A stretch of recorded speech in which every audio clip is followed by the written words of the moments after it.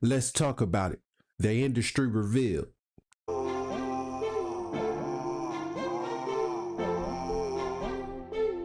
Savvy, let them know. Hey, it's Trey. Turn it up. Wavy, ooh, yeah, ah. Wavy, ooh, yeah, ah. Wavy, ooh, ah, yeah. Wavy, ooh, yeah, ah. Sway. What's good, Savvy Crew? I'm coming back with another video, man. And so on this one, we're gonna be talking about industry hoax. You feel me? The industry revealed. He just dropped this video. You feel me? I just woke up. Well, he dropped it 4 hours ago. You feel me? So we gonna get into it. I woke up not too long ago. You feel me? Let's just jump straight into this. I ain't gonna even waste no more time.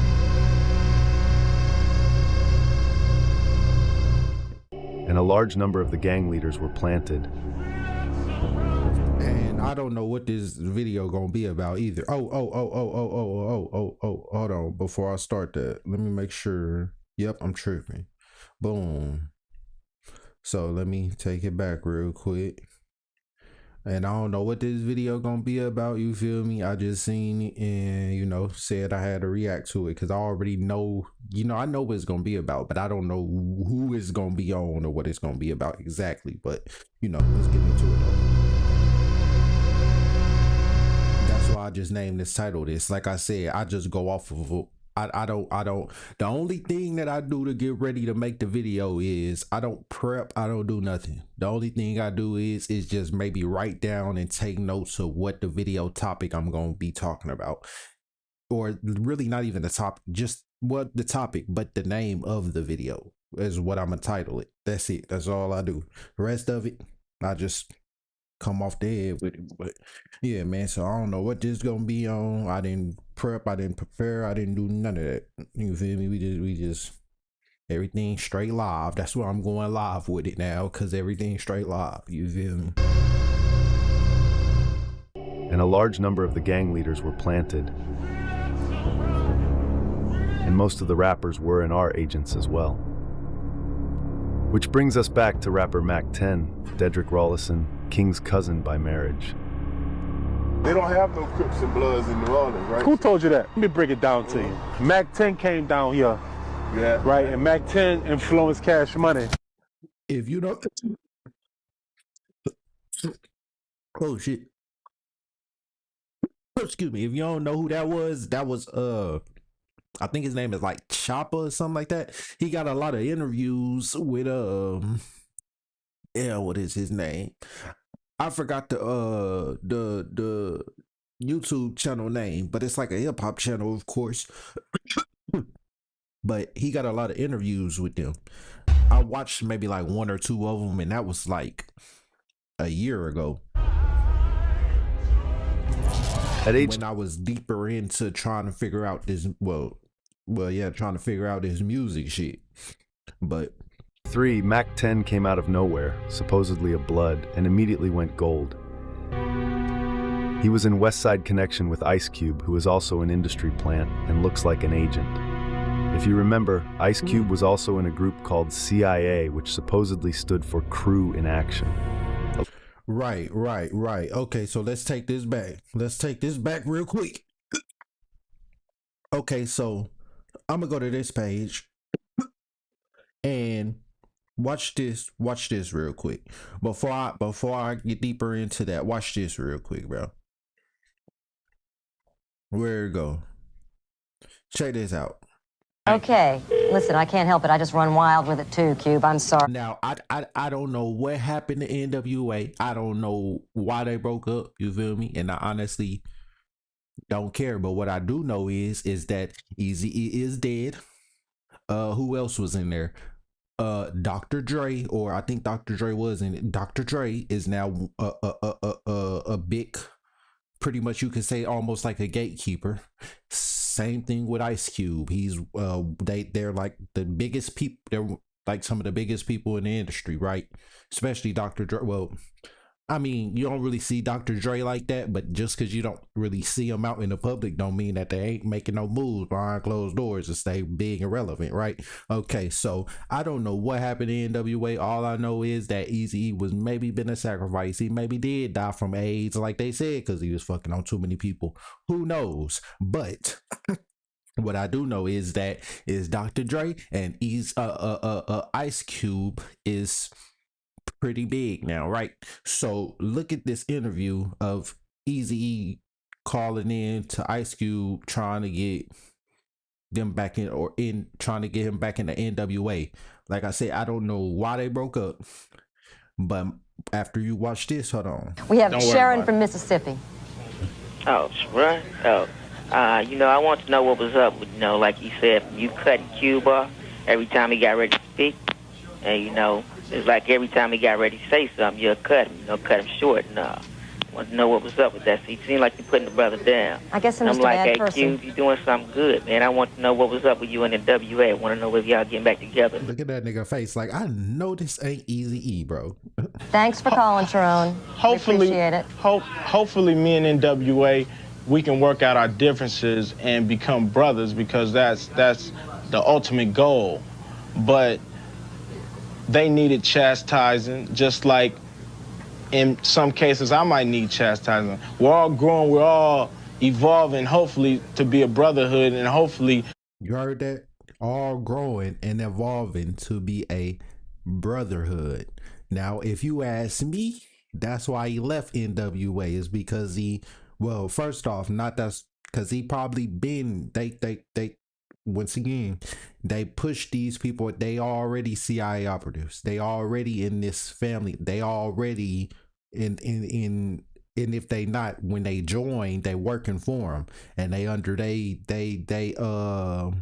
protection now. Pretty much, they working for the family, and they pretty much that and or the motherfucking elites, I'ma say, and they under their protection now. So even from kids, you don't know who's who or what. You feel me? Because even from then, even from a kid, bro, they placed into your neighborhood, so you could be like, oh, I know that person, I grew up with him, type shit. You feel me? And they can make them seem like they actual, like, more, you feel me, like they a real person when they really was a planted person. You feel me? An industry plant. You feel me? So that's why I think NWA or Ice Cube left NWA, is because he wanted to he got joined in for real with him now. Like he got down with him, you feel me? And yeah, he part of that brotherhood now. Yeah, and he had a, you know what I'm saying? But you notice all music rap groups, whatever, they all break up at one point. If you notice that, they all do that at one point. They all break up. And my theory is that, number one, they don't even get rappers don't even make that much money in the first place. You feel me?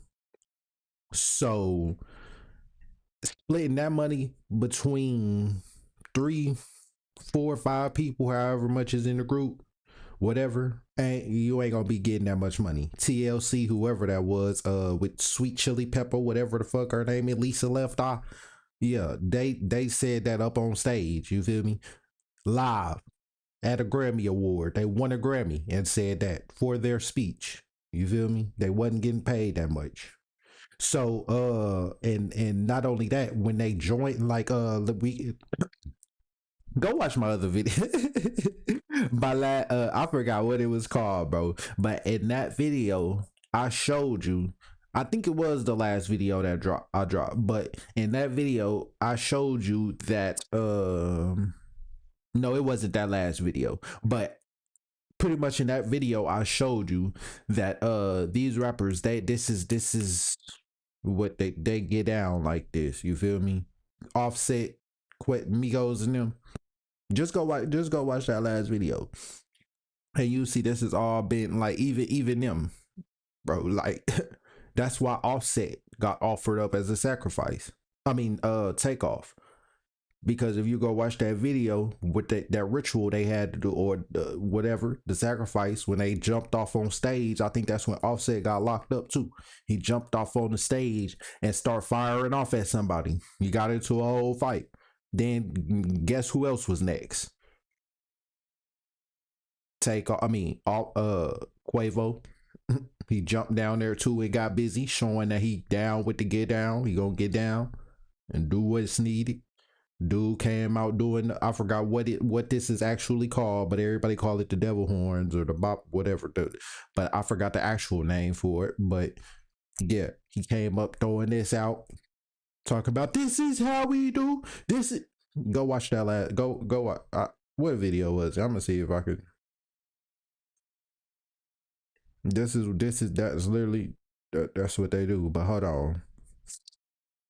I think it was yeah. No, it was this video. It was this video right here. The Hollywood dress ritual.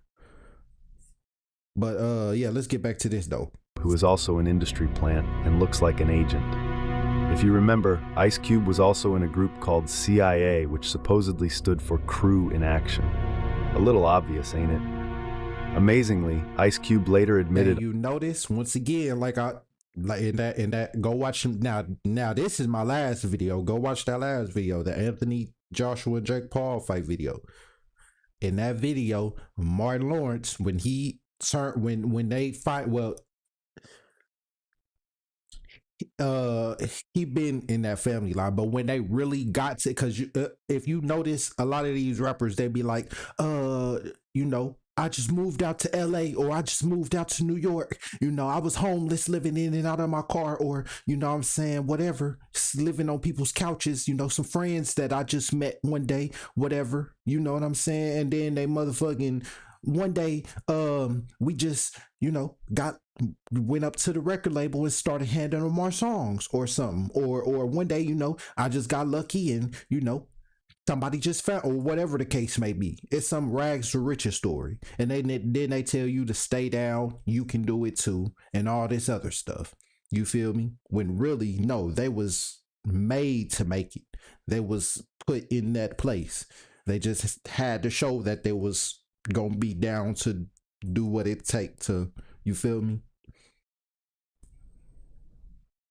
But even though that you may be in that family line, or even though, you know what I'm saying, you still have to show that you're going to be down with the get down. You feel me? If you're not, they'll still treat you like a normal Joe Schmo. You feel me? Blackball you out, whatever, that, you know what I'm saying? Even though that you placed there, you still got to show that you're going to get down with the get down. But go watch. It's at the end of that video. It's at the end of this video right here on how Martin Lawrence. I didn't even know Martin Lawrence was born in Germany, bro. Frankfurt, Germany. That's how you know. 21 Savage. That nigga was born in England. Came down this bitch trying to act motherfucking like he was the hardest motherfucker ever. Nigga, that shit is all a game, bro. It's just scripted. It's for our entertainment and to get us to fall in line with their agenda. It's all an agenda. So we can start acting like this, and they push these stereotypes upon people. Bill Maher that rap was a CIA front. Let's take rap music. Let's take it. Same people who own the labels own the prisons. The records that come out are really geared to push people towards that prison industry. It's not about making somebody write the lyrics, being there as guardrails to make sure certain songs make it through and certain songs don't. You know, big facts. If you notice, a lot of the once you get up to that point, you not really even write your songs no more. You gonna have ghostwriters and all this other shit. That's how they able to put this demonic looking at when they be doing these they music videos or MTV awards or MVMA, whatever, Grammys, when they be doing their concerts, they shows performing, and they have all this satanic shit up in there. That's how they able to do that, because they didn't even write the song. They just rapping a song that was already wrote for them.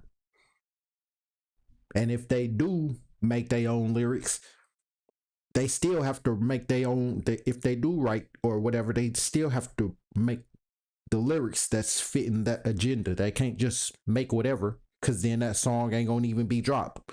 The label gonna tell you go back and remake it, or take this out, or whoever there, the A&R, whoever that does it, they gonna tell you take this out, put this in, whatever, or just we not even gonna use this song, go make another one type shit. Made by committee, some social engineering going on here to make sure those prisons stay full. Like, for example, writing a lyric, fuck the police. Might get somebody arrested and sent to prison. That might get somebody arrested and sent to prison. Did they manipulate you? No. No, they didn't, because he part of it. They told him to come out and make this song so we can fit that stereotype, and they can keep, like he said, keep the prisons full, because they have the labels. The music industry has contracts with prisons. That's why they're not gonna push no conscious music on you, but they'll love to push you some gangster rap and love to push you some killing, drilling, and all this other shit. But they ain't gonna push no conscious shit on you that's talking about waking you up and the real shit, because they want to keep, like he said, keep them prisons full. They didn't come after him because he's one of them. That's why they didn't come after him when he made the song "Fuck the Police" or whatever the fuck whatever that song is. That whatever. I'm an independent artist. Always have been. I started off on independent labels. So how were you able to? And they all say that. Look, independent labels, you still on a label, bro. You still sign. You not independent. If you sign to somebody, if you with a label, you still signed, bro. You're not independent. You're not indie, my nigga. You're not an indie artist. You're not. And that's what a lot of them like to say now. Or I remember when rappers was starting to try to flex that, oh, I'm independent, I'm indie, around like 2020, 2018, 2019, shit like that. Probably a little bit further back, a little bit more back. But I remember when they started trying to flex that. Russ came out, when Russ came out and all that stuff, he was talking about he independent. He wasn't even independent. He was still signed under an independent label. Like Ice Cube just said, you still not independent if you sign to a label, whether they are independent label or not. Avoid this trap that so many others fell in. What did you do right? I wouldn't let an A&R asshole in my studio. I think he is getting close to having his character a retirement party, and by that I mean exiting the world stage. But here we see this. John Homeston, a retired CIA agent, admitted on national Russian television, NTV, that hip-hop was a psyop invented by the CIA in the 1980s and the. Okay, so first off, I'm gonna take it back. Let me put it on. Okay, so look, check this out. He said that television NTV. John Homeston, a retired CIA. Listen. Listen, ain't no such thing as a whistleblower. I've been saying this for a while. Ain't no such thing as no whistleblower, bro. If there was listen, all a whistleblower is just like they said, a CIA agent who's told to come out and say this stuff, or one of the top people. He's like you know what I'm saying? He's like one of the top persons, you feel me? That can come out and, you know what I'm saying, because they have to tell you what they're doing anyways. You feel me? So if they're going on, if you a whistleblower and you telling secrets that shouldn't be told, why would you go on their platform? Why would you go on the news? Why would you go on stuff like that, bro? Especially in person.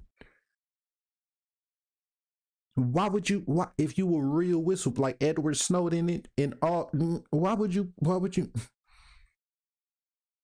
go on the news or a radio talk show to say this?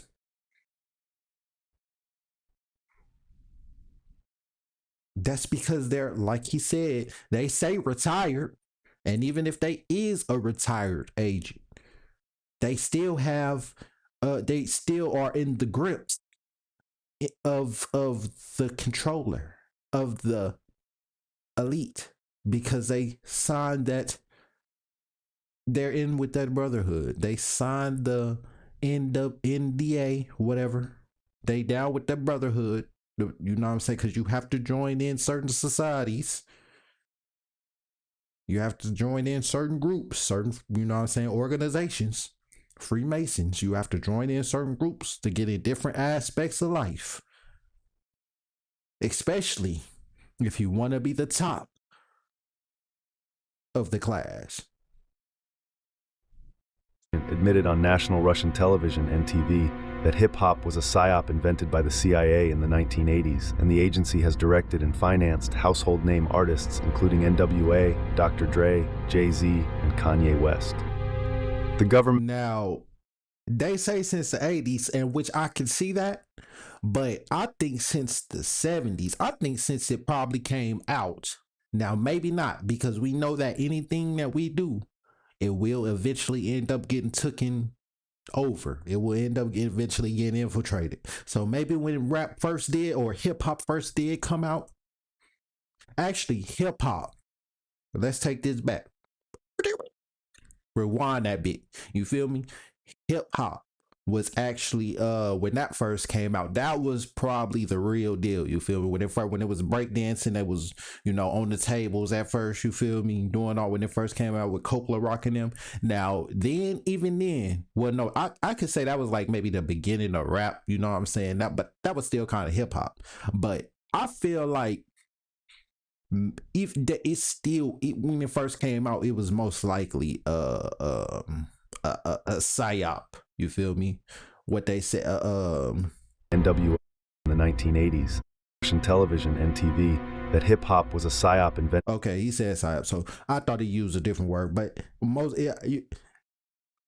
so definitely rap was a psyop for sure, but hip hop, I think it eventually, like when it first came out, maybe it was, you know what I'm saying, it was, you know what I'm saying, not infiltrated, it was actually the real deal, but eventually that shit got took over for sure. And hip hop came out what, 60s, 70s?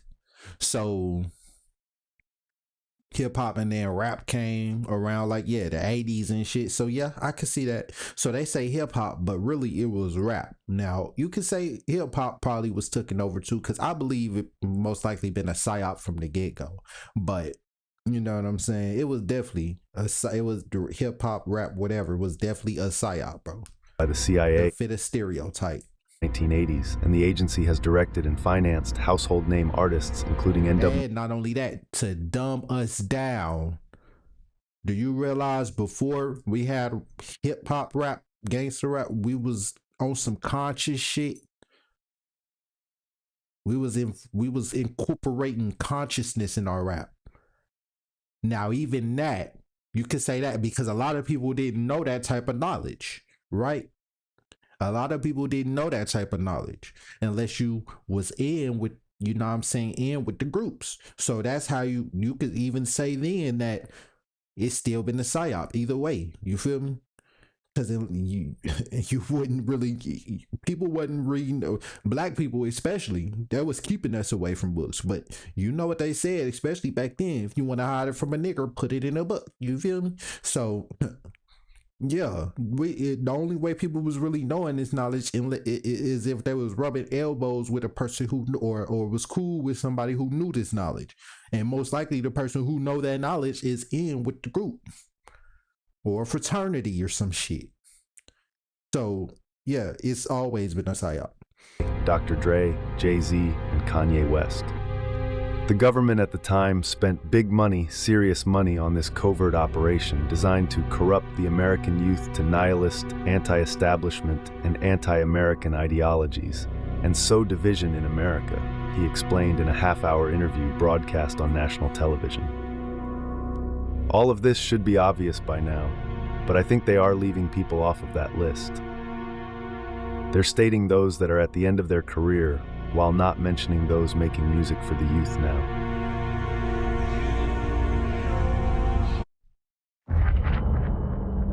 This game, you're not.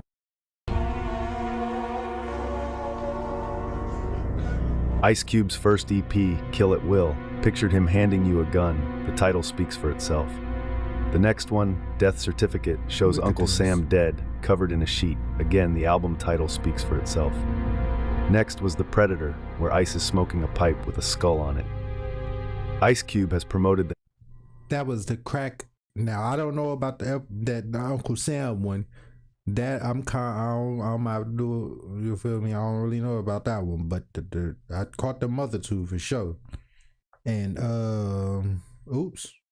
Yeah, I caught them other dead, two for covered sure. in a sheet. Again, And, the album title speaks for itself.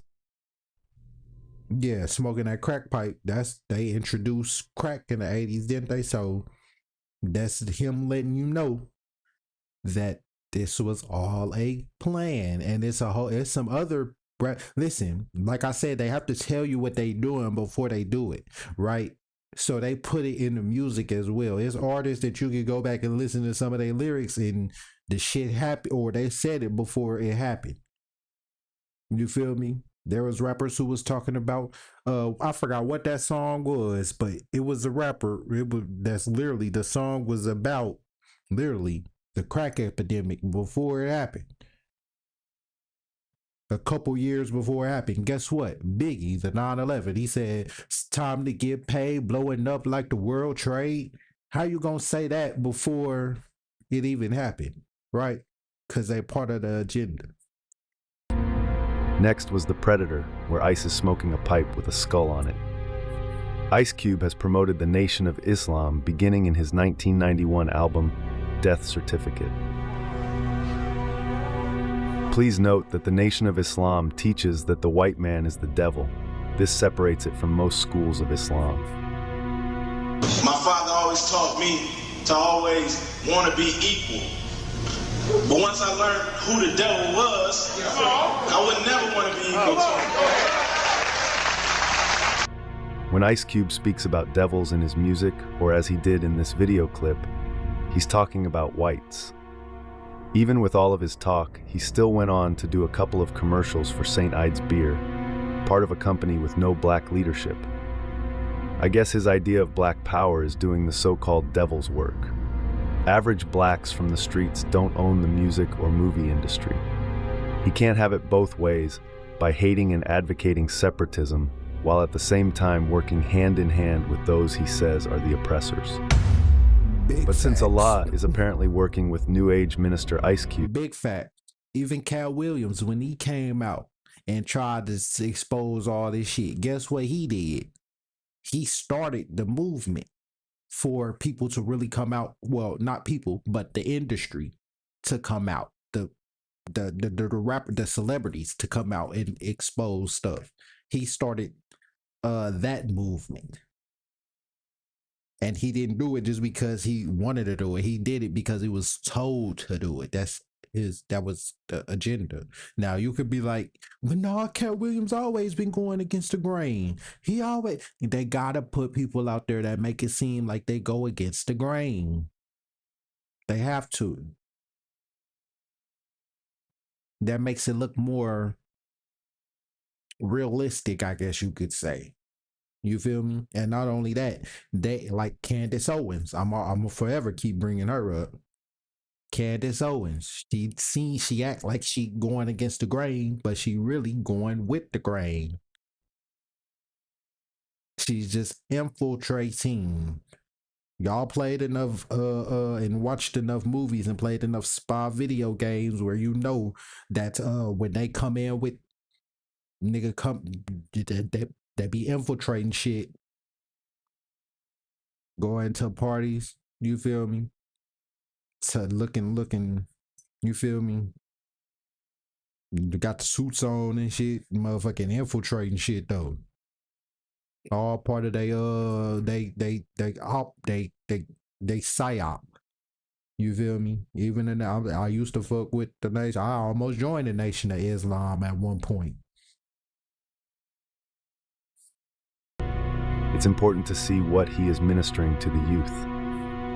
Since the early 90s, Cube has infused gangster rap stories with the teachings of the Nation of Islam in order to indoctrinate the youth. Some of their views have included anti-Semitic rhetoric, the belief that Wallace Fard Muhammad, the religion's founder, is the savior. I bear witness that... And guess what, bro? Look at that picture. It's still a white man. And even not why he's so pale, he's so light that he could pass for white. And they supposed to be against them or so-called supposed.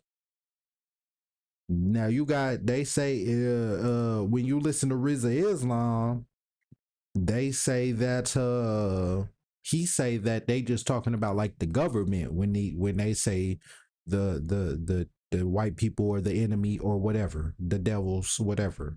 Then, but you ask somebody else in the Nation of Islam, and they probably gonna say all of them. You feel me? I listen. I almost joined it at one point, but when I was on my journey and I was still brand new at it, you feel me?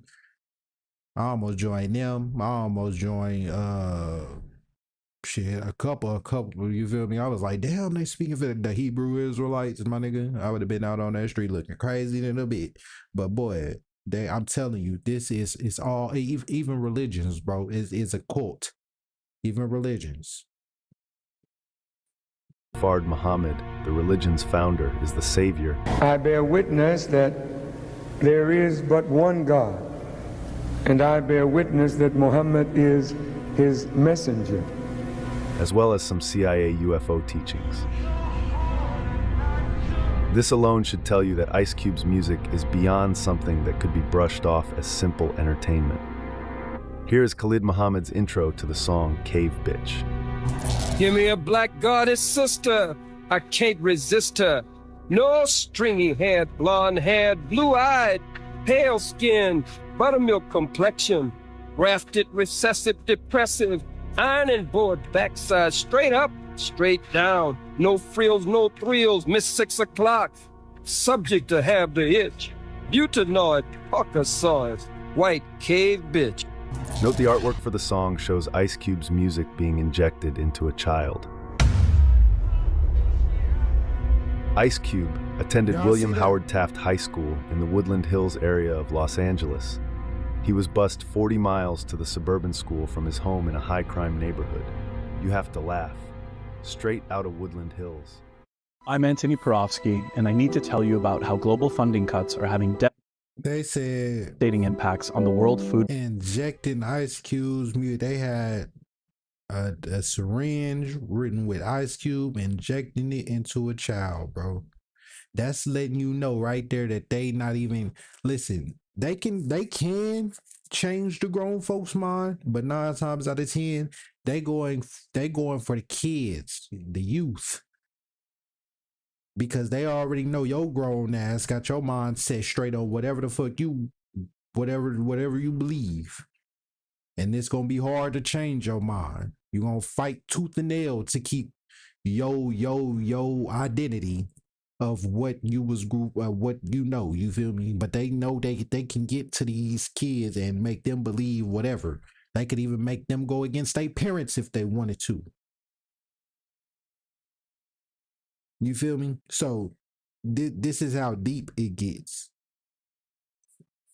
So you know, No one is bust 40 miles. And I feel like that's another reason that they change up curriculum in school all the time, or all every couple years, or every year, whatever.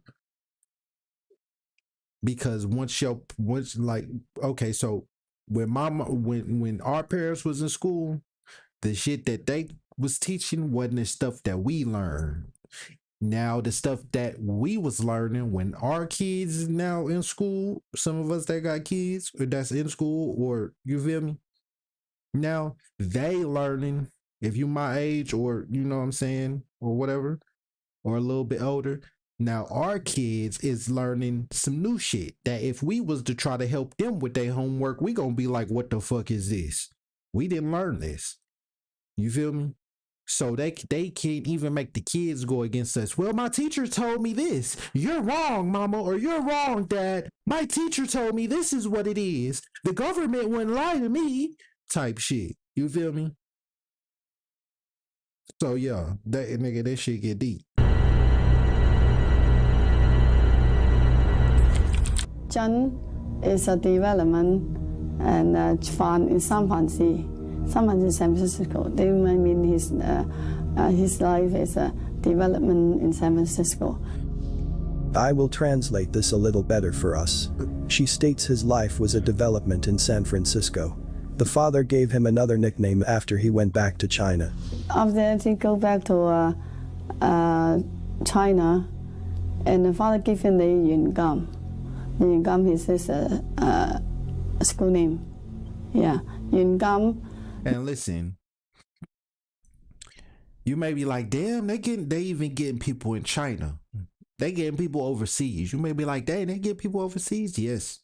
Number one, because they come from overseas. The people the people who really rule in the world ain't probably even in America. They overseas anyways. You feel me? And not only that, when these these elite people, they travel all over the world and make babies all over the world. Because the more kids they got, the more taxes and the more money that they can make for their tax write-offs they can do, and the more money they can make for themselves. More like they want as much kids as they can, rich people, as much as they can have, because that helps them get more money. So if you like military people, a lot of military people got kids all over the world. You feel me? So they got it's everywhere, bro. They got people everywhere. It don't matter where you at, where you go. You feel me? They got people everywhere. Even Jet Li, what the Bruce Luke, whatever this dude name is, I forgot that quick. But even him, not Jackie Chan, what the fuck? Listen, even him, bro. Even he was a development, like his mama or whoever that was just said. He was developed. His life was developed in San Francisco. But yet he was all, if you in Hollywood, let's put it like this. If you in Hollywood, even if you not in Hollywood, if you listen, first let me just put it like this. If you in Hollywood, you part of it. You know the secrets and you're not gonna tell, or if you do, something gonna happen to you. You feel me? And even if you're not in Hollywood, if you're just one of those, or supposed to be a regular type person in the world, you feel me? They put people out there to make it seem like they're some regular people, but they really guiding, or I guess you could say, yeah, guiding the people around them into a certain direction. You feel me? So let's say like the drug dealer or something. There was some who was placed. There is some still today that's placed into a community. You feel me? And they push certain traits and ways upon people, and then them people push it up on other people, and then them people push it up on other people, and it's just a continuous snowball effect. They have people in society that seem like they're regular people, guiding the world the way that they want the elites want the world to go as well. In its original, There might even Gum have is something like a there might festival even of be gold money. God, pause. What is this shit doing? There might even be something in your family. You never know. Somebody in your family. If you got like a rich aunt, or I used to put it in my videos. It was this lady who was breaking it down. I don't even know if I got the video no more, but go watch some of my older videos where the thumbnail is actually showing me. You feel me? I put it in some of them videos, and you might even have some in your family. She was breaking that down better than I could, but you might, and you never know. If you got like a rich or a well-off family member, aunt, uncle, whatever, but they barely help you all out, barely come around, whatever, most likely they're, you feel me, they keeping you down in poverty too. There's people there that keep you down in poverty as well. And no, not just the crab in the bucket shit. It's people who's placed there that, like I said, that guide society in that way, and keep people in the keep people, what is that word I'm looking for? Complacent with where they're at, instead of trying to do better, or you know what I'm saying. Like I said, go watch that video. Go watch some of my older videos. She broke it down way better than I ever could. School name means someone of authority and gold money. Someone of authority of gold money, huh? Who does that bring to mind? Let's take that back. Gum is something like a prosperity of gold money, something like that. It's a school name, means someone of authority and gold money. Someone of authority of gold money, huh? Who does that bring to mind? Another interesting note, Bruce's Genie.com page has his entire bio also written in Hebrew. What? No one else seems to have this Hebrew translation. Bruce's father was Joseph Hoi Chuen Lee, also an actor and opera singer. Actors, like I said, bro, if they in Hollywood, check who the mama or daddy is. Most likely, if they somewhere in the industry, not just because Hollywood is the industry. So when I say Hollywood, I'm talking about all celebrities, period, because that's still Hollywood. Models, actors, rappers, whatever, name it. If they own it, if they on that big screen, if they, you know what I'm saying, something of that sort. Yes, bro. Football player, anything like that. Basketball, anything. Olympic sports, whether it's cycling, bicycling, whatever that is, track, whatever, bro. You name it. UFC, fighting, boxing, my nigga, you name it. It's gonna be, it's for our entertainment. It's gonna be rigged somehow, some way. It's fake. Check who their family members is. Most likely they had somebody in that was part of it too, doing something like that as well in Hollywood, somehow in the industry. Check who their family members is. Everybody in Hollywood got somebody that's in their family, whether it's the mama, daddy, or both of them, or some cousins. Because I didn't know till recently. A couple weeks ago, maybe a month or so ago, couple months, that Young Dolph and Juice WRLD was related, and somebody else to Young Dolph or Juice WRLD, both of them. You feel me? So they was cousins. So listen, the whole industry. If you not part of that family line, if you not part of or not even that, mainly yes, if you're not part of that, because they only want the, you know what I'm saying, they only want the family line in there. They don't want really no outsiders in there. But if you is an outsider and you make it in there, you better be ready to do what it take. What are you willing to sacrifice for them too, but definitely for you as well. Because I forgot what I watched, but just like fraternity people, that's why fraternity people always hang together and they don't hang out with no outsiders. Like college fraternities, frat people, they only hang around each other. because the shit that they had to do.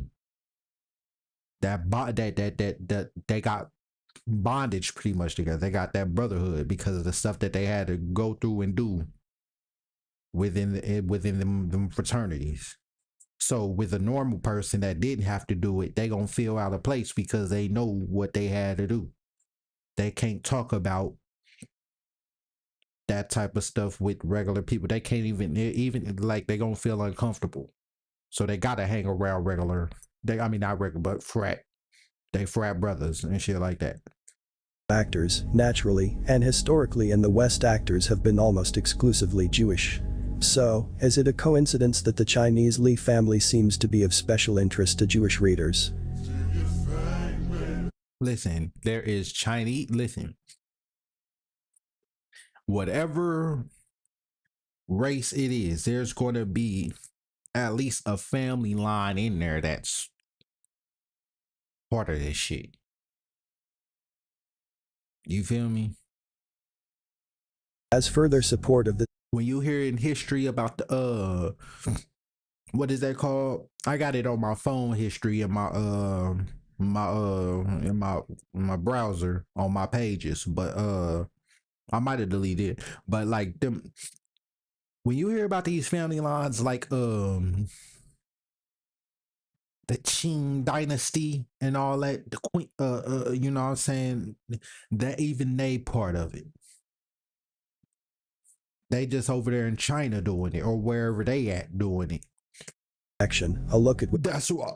Excuse me. That's why the government can take trips to all these different countries, because even though they may seem like they going to war and doing all this shit behind closed doors, they really cool. And if they not, even if they is for real going to war, and you know what I'm saying, they ain't cool. The only reason is because they wanted something from them that they not trying, that whoever America, whoever going to war, whoever is going to war with them, they didn't want to give it up, whether it's oil or whatever, some type of resource or something. Matter of fact, I got a video for y'all. I got a video coming, and yeah, man, yeah, I think it talk about that a little bit, but supposedly America, talk about this, but America is supposed to be going to war with China or not somewhere, not America, but somewhere is supposed to be going to war with Taiwan or something like that, right? And if you don't know, that's where we get our, for iPhone, or that's where we get like our computer chips and shit from, phone chips or something like that.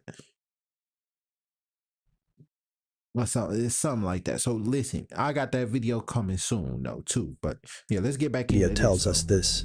During the Ming Dynasty, 1368-1644, a Ming emperor conferred 7 surnames upon the Jews, by which they are identifiable today. Now we see I told you. And that's all, listen, that's all surnames, that's all last names is. That's why because okay, so that's why you keep that family last name. Most of the time it's the dad, because the dad, it's a patriarchal world now, not a matriarchal no more. When the female or the goddess was in charge, the females, you feel me? Now it's the gods, the males in charge, the patriarchal system now. Right. So that's why you keep in the dad's last name, because he's going to be the one most likely in the groups, you know, making the moves, you know what I'm saying? The you know, the head of the household type shit. But at one point it was you keeping your mother's last name with our indigenous ancestors, Indians, our indigenous Indian ancestors. But even look, keeping last names, surnames, that's what it's for. So they can know who you belong to. You feel me? What family line. So when you go into the hospital and they know you finna have you finna have a baby, they know, oh, this is that bloodline. So we go make sure that, you know what I'm saying, we try to, you know what I'm saying, get them incorporated with us into their organization. You feel me? They gonna behind quietly guide their life. You know what I'm saying? The Jews, by which they are identifiable today. Now, we see Lee up there, but it is spelled differently in the romanization, so that's not the same name. Wait, or is it? Here's Bruce's name in Chinese. And the Jewish Chinese name Lee. Jet Li also shares this name.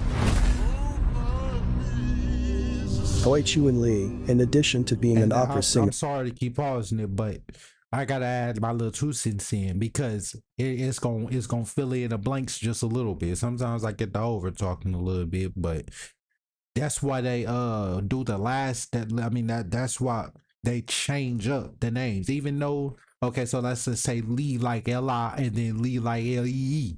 You feel me? It's still the same shit. They just changed up the spelling so you won't know the connection and think it's the same. You know what I'm saying? But they just change up last names. But some of the family lines that's running the world, they last names just change. They may have not went nowhere or they didn't go out. You know what I'm saying? They still got power. They just change their last name or something. Actor was apparently also military.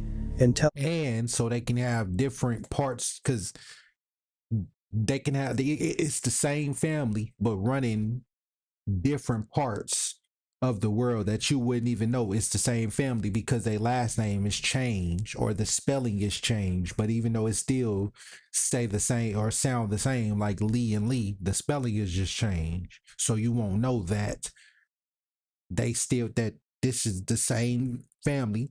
And even families, they go to war with each other, like in Europe and shit like that. Families that, you know what I'm saying, there are different dynasties, different emperors, different kings and whatever, even though that they're brothers and sisters or whatever, father and son, whatever, they would still go to war with each other.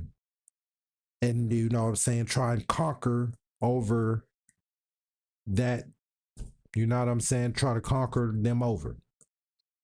Is going to be my guess, but his bio does not mention any military service. His movie career reportedly didn't start until after the war. You don't get to be recruited into the military at 40, especially not after your country has already been soundly beaten and occupied, so he was a career military man even while acting and singing.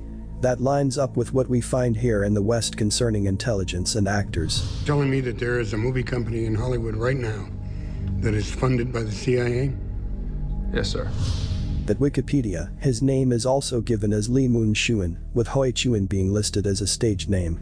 At Genie, it is listed the opposite way, with Moon Xuan being listed as an alias. The characters for Lee Moon Xuan are, which individually translates to Lee, as in the Jewish tribe, full, and boat. A boat full of Jews. Is this one of our classic intel? Damn, that's crazy. A boat full of Jews. That's what that translates to? Names. Hui Chuan is spelled like this, which individually translates to sea and spring, as in freshwater. We have several references to water and boats, along with a Jewish surname and military connection, all pointing straight to the Phoenician Navy. He featured in over 70 movies. Now, he said Phoenician. I don't, now that is what I'm still... Cause it's a lot of video, well not a lot of video, but it's some YouTube channels who talk and try to make Phoenician and Canaanite and all this connections to these people and shit like that. But too many channels are saying different things, so that's how I know that it's still not really a solved mystery type shit or a solved theory, because it's still different channels till this day saying different things. But one channel that I mess with the most that might be the closest is probably Mind Unveiled. Probably Pushy Push as well, but Mind Unveiled, I think they probably the closest maybe. But yeah, so I don't know about the Phoenicians, but you see how everything connect with water, you see how everything connect with the boat, and you see how I connect with the missionaries or intelligence, the operatives, because that's what the Freemasons is. A lot of people don't even make this connection. The Freemasons is the ones who was traveling on the boats back then, doing the or fulfilling the king or queen's orders, traveling on a boat, taking their god, which is just their king or queen, whoever, you know what I'm saying, taking their, you know what I'm saying, over to whoever land and conquering them. Like when they came over here and conquered our indigenous ancestors, our indigenous Indian ancestors. Now we're still under their reigns today. Till this day. I forgot who I forgot what boxer that was, but no, damn, I forgot what boxer that was. But yeah, till this day, we still under their reigns, bro. There was a meme where that boxer was doing that, but if you know, you know. But yeah, so everything connects back to the water and boats of back then with that time, because that's the people that's the Freemasons. That's the ones they was going out fulfilling the king or queen's orders, their God's orders, bringing, you know what I'm saying, their religion and shit wherever they conquered, sword in one hand and the Bible in the other. You feel me? If you didn't want to convert, you're gonna be killed. That's why people go so hard today for religion. Don't even know why, but it's that trauma built up inside of you from your ancestors, your family. You're from your ancestors. Because if you didn't convert, that's why people, oh, you don't believe in God. It's so shocking. Or not believe in God, but believe in, you know what I'm saying, their God, their religion. It's so shocking. And they really try to get you to join and change your mind just like a cult. They try to talk you into it or persuade. I forgot what they call them, but where they push their religion up. I forgot what it's called. That word for it. But yeah, that's literally just, it's pretty much just like a cult. But that's who the Freemasons was. That's why the connections with the water and the boats and the Jews and all that other stuff. His career. And the Jews is because that's their religion, Christianity. It came from Islam anyways, too. The Hebrews, that come from over there. His first had titles such as Robbing the Dead, Christmas Tree and Hundreds of Birds Adoring a Phoenix, in 1947 of course. Right on theme. Note that we have the Lees and the Hoes. The article says these four are four business families who historically rose to prominence and became influential in Hong Kong. In order of influence, they are Lee, Ho, Lo, and Wee. Here's something, do you know who the first Ho was? Robert Ho Tung. Doesn't sound Chinese, does it? Don't even look, he didn't even look Chinese. Look at that photo. Yeah, Robert Ho Tung. For real. That's what I'm saying. It be that's why that's another reason I feel like was why pictures was black and white. They probably had color to their mugs back then, and if they didn't, that's why they made them black and white, because you can, if it had the real color, you could definitely tell that wasn't no Asian or no Chinese person. But with that black and white, he could pass like that. Even Indians, indigenous Indians, they call them Native Americans. When you go look at pictures, you search the real difference. You bring up two different pictures of the real indigenous Indians versus the Native Americans, the pretendians. And you will see that there was just Europeans trying to fake be indigenous Indians. But because it's in black and white, you can't really tell. So it looked like they was the real Indians, but they wasn't. This is the same thing here. This is not no real Chinese person, bro. He probably just lived there for a while, and or was, once again, his father or whoever was a big, you know, he part of that family. He went to China. He was, you know what I'm saying, he went to China or whatever during the war, whatever, military, whatever, however he got there. His father had him. He grew up and they molded him into Robert Ho Tung. You feel me? You get, I don't know however I gotta explain it, but I hope that was good enough. Doesn't sound Chinese, does it? But what is his full name? Sir Robert Hotung Bozeman. Bozeman. Is that Jewish? Check him out. You see, he was a merchant, and we've got some family connections. Who was Phoenician pseudo-Chinese Bozeman's great-nephew? Yes, Bruce Lee. The famous Bruce Lee.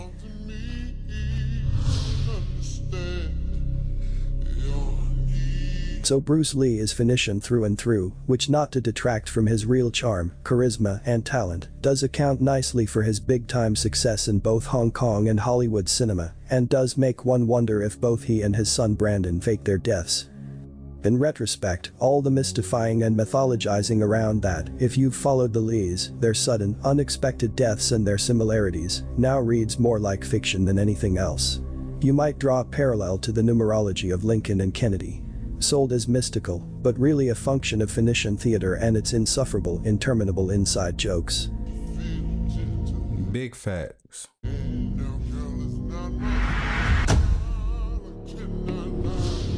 Bruce Lee's death hits Hong Kong like a tornado. The local press is full of speculation and rumor.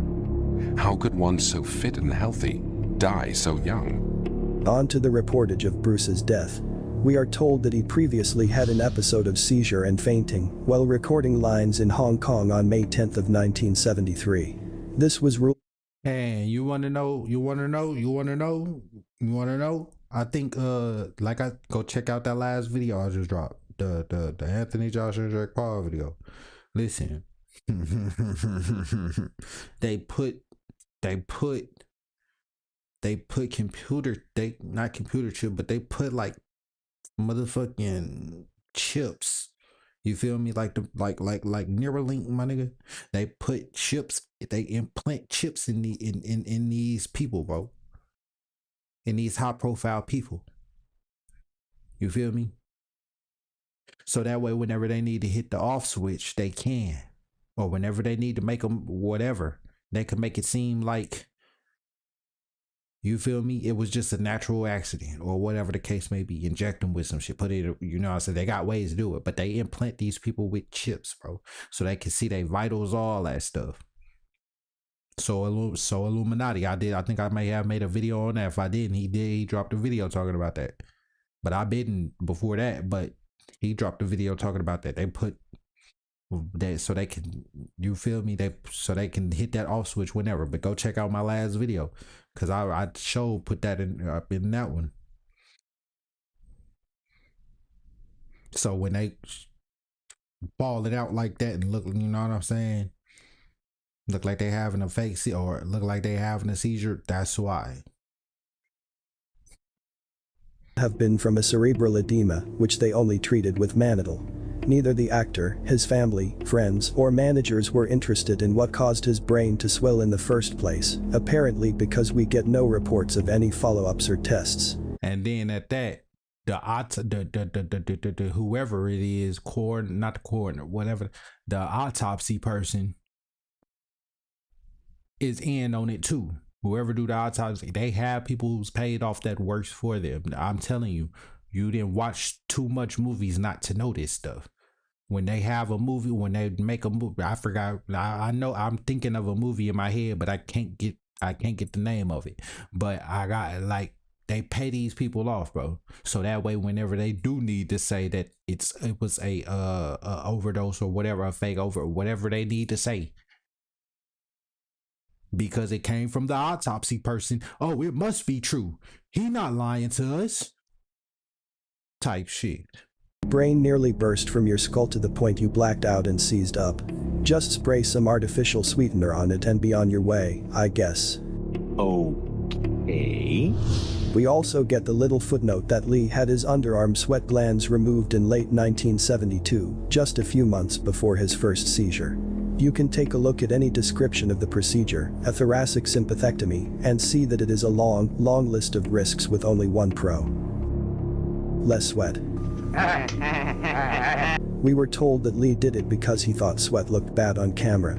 Except, in every movie, he is greased up like a showroom car to make his muscles pop in the lighting from every angle, just like pro bodybuilders or wrestlers.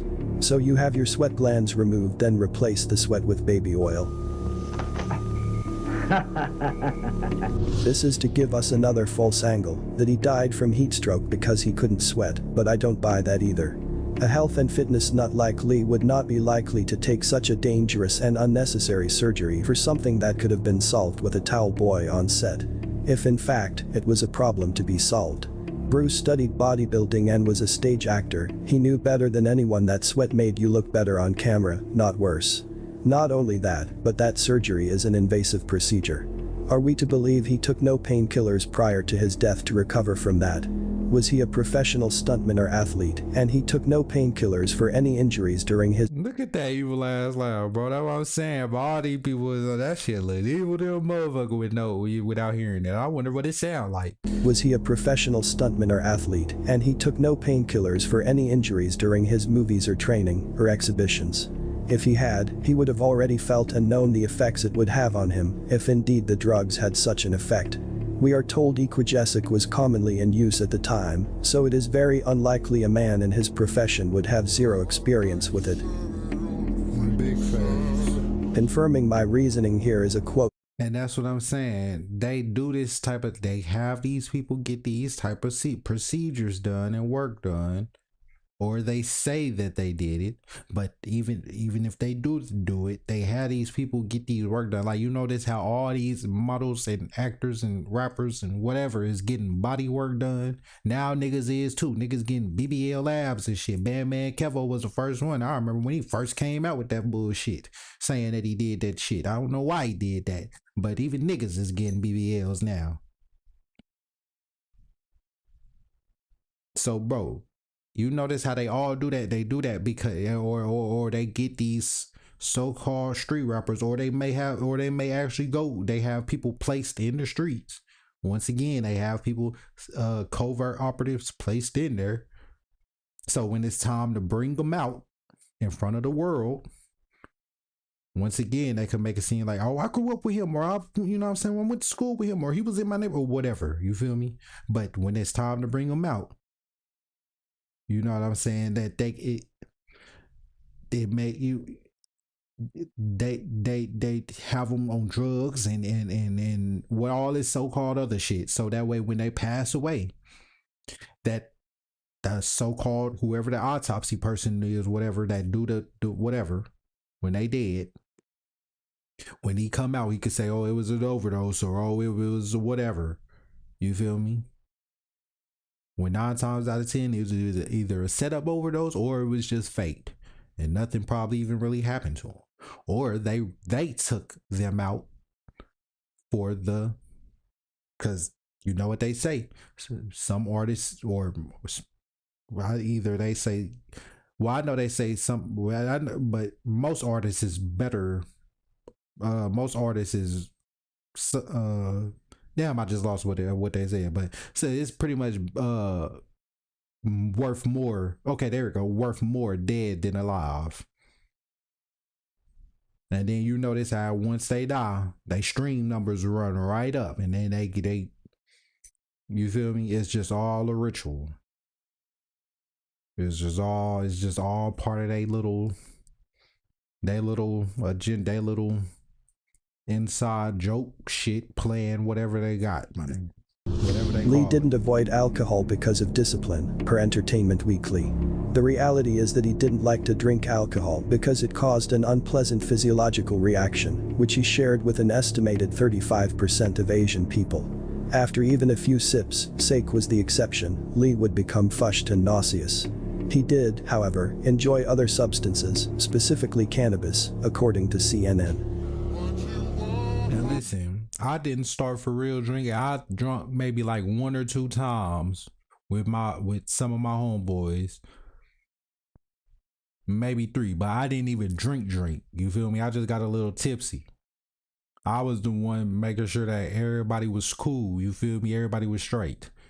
You feel me? I didn't even really give fuck, because I didn't even like drinking no ways. I was always a smoker. Nigga, I've been smoking weed, nigga, since shit 12, nigga. 11 or some shit. I always was a smoker. I never liked alcohol until I went with my dad. And even then I still didn't like it. But then I started drinking like a fish, nigga. I was drinking like every day and shit like that. But I still didn't even really like it then. And I don't really drink now no more either. You feel me? Every now and then, literally every now and then, I will have a, you know what I'm saying? I might get a little, you know what I'm saying? But I like weed because I like to be in control of my substances. I don't want to be so fucked up where I don't know what I'm doing. That's why I don't like bars no more. I stopped taking Xanax because, nigga, you get so fucked up you don't even remember the next day, nigga.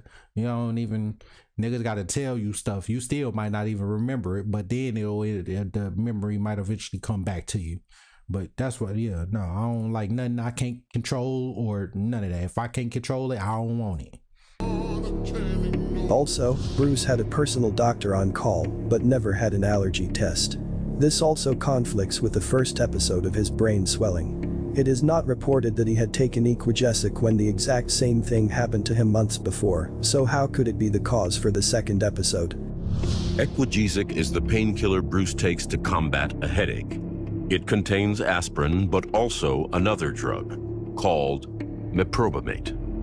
The mainstream is throwing a bunch of different explanations out there so readers can pick and choose whichever sits best with them. That's not how actual deaths go. Do you think there was foul play? Good question. You know, I would sure like to find out. In 1973, the official verdict was Bruce Lee was killed by the aspirin, but there is no scientific evidence that he reacted to this drug.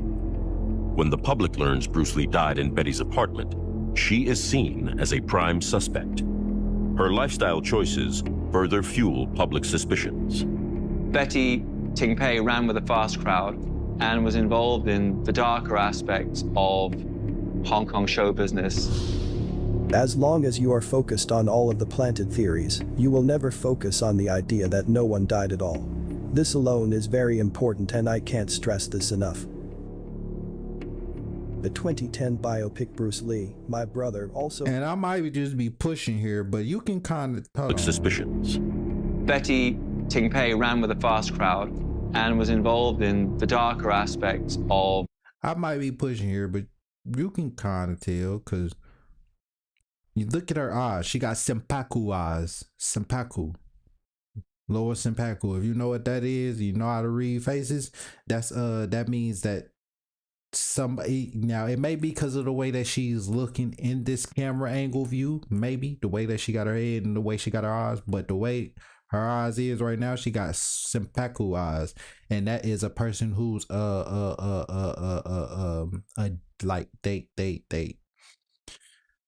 what is that word, a fanatic, like, you know what I'm saying, like have addictions, you feel me, very like pretty much that listen, hold on, because I'm gonna go, let me go here real quick, let me go here.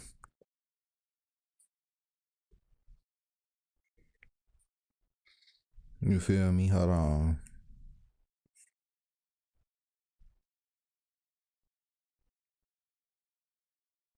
I'm gonna find some on. Actually, I know exactly who, I know exactly what video to do. He just dropped his mug. Hold on. Actually, hold on. I'm tripping. I ain't gonna use this one. Let me use this one.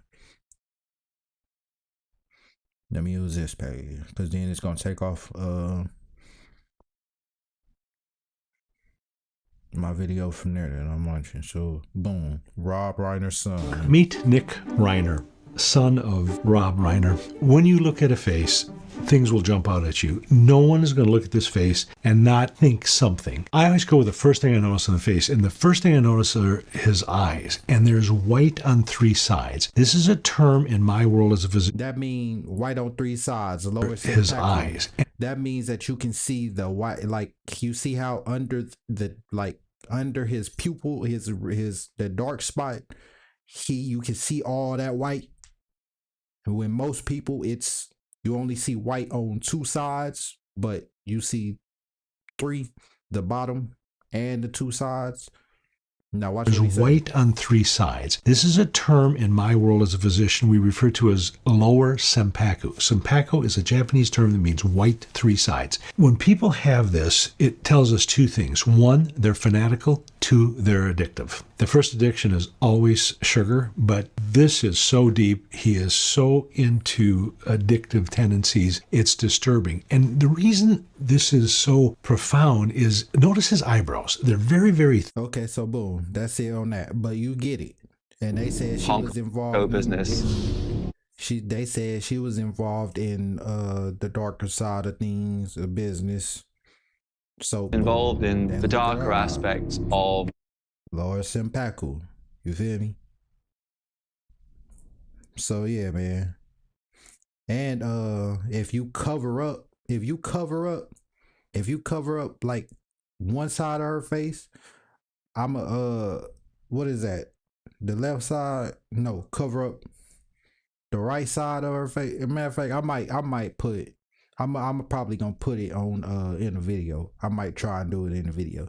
But if you cover up one side of her face, you can see like yeah, like some dark some I don't care or like some, you know what I'm saying, like some hard times with that the left side of her face, which is the dad's side, or the you know, like the side that your personal side. Then on the right side, if you cover up the left side, which is your mom's side, the side that you show the world, it looks like there's a little sadness, but maybe not sadness, like a little little sadness, a little madness maybe. But yeah, you can see a difference in people's faces. But let's get back to it. Hong Kong show business. If you ain't never watched that dude channel, if you ain't never watched What the Fuck Waterface channel, go check it out. As long as you are focused on all of the planted theories, you will never focus on the idea that no one died at all. This alone is very important, and I can't stress this enough. The 2010 biopic Bruce Lee, My Brother, also pushes us in this direction, suggesting that Bruce became the target of Hong Kong mafia groups in his teenage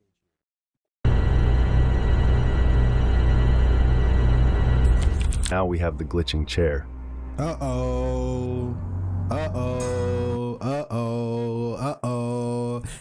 don't know if he did a video. And listen, I've been waiting for this. Been waiting on this shit. I want to see what he got to say about this shit. Cause there's a lot of people on it. I ain't gonna lie. I think industry hosts might be the best at figuring some of this shit out, bro. Whoever this is, whoever they is. You feel me? I don't know if they regular people like me. I don't know if they are told to release this information by whoever that they working with, whatever group, you feel me, whatever. I don't know, but I will give them props, whoever they is, you feel me. I would rather be, listen, if you hear this, if you see this anywhere in the comments, in the comment sections or something, and it's not from me, they got it from me. I would rather this quote, I would rather be skeptical and critical than to be gullible and deceived. So I question and look at and be skeptical of everything and everybody. You feel me? I'll probably read you from a mile away and then act like I don't know what the fuck is going on. You feel me? Cause I really don't care. You feel me? If it ain't bothering me like that, I don't. You feel me? It ain't my business. But I do make sure I'm you feel me? I'd rather be skeptical and critical than to be gullible and deceived. So I question everything, anything. I don't give a fuck what it is.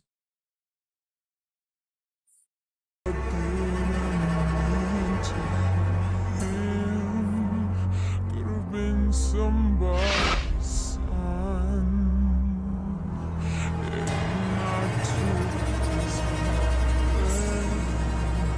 I pulled out that gun that I'm papa.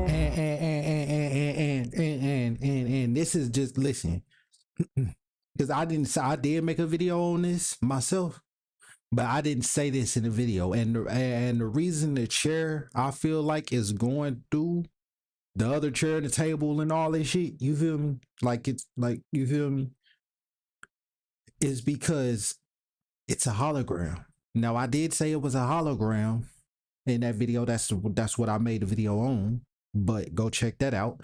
But I didn't bring that up, and it's because it's a hologram. How else is that going to happen? There's no other way that that's going to happen, as if it's a hologram. Once again, they set this stuff up to where they make it noticeable, because they have to tell you what's going on anyway. So they may not come directly out and say it, but they may do certain things to let you know this is what's going on.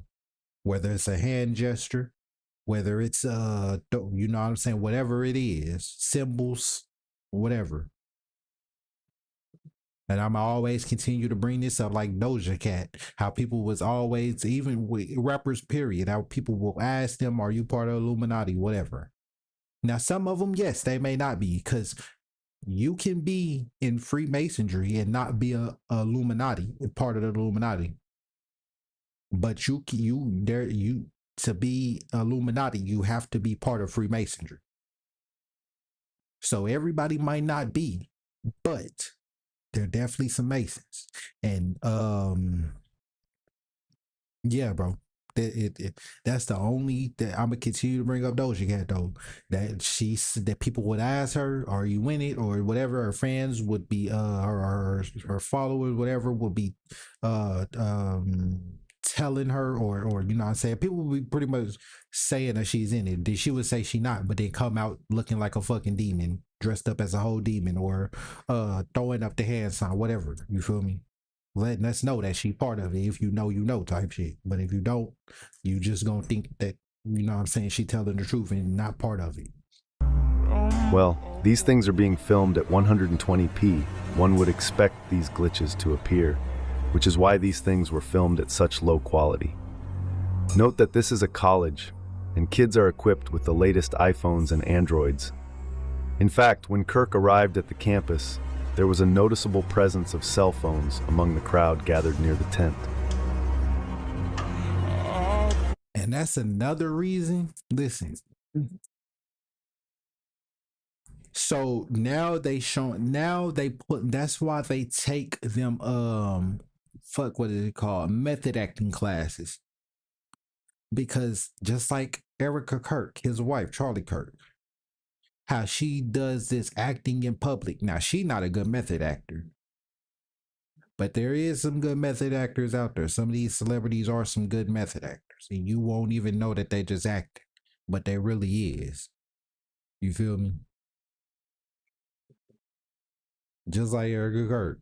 Everybody can tell that she acting. She not a good method actor, but this is why they have to do that, because now they have to be able to play that role with it, and make it seem believable for real, because there's phones now and all this other stuff.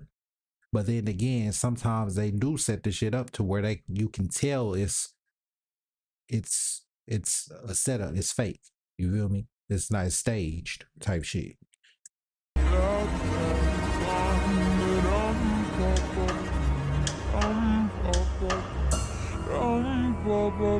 Were those kids specifically removed from that section when the debate began? How is it possible that no one recorded the shooting at a higher quality? So this low quality should be your clue that this is staged.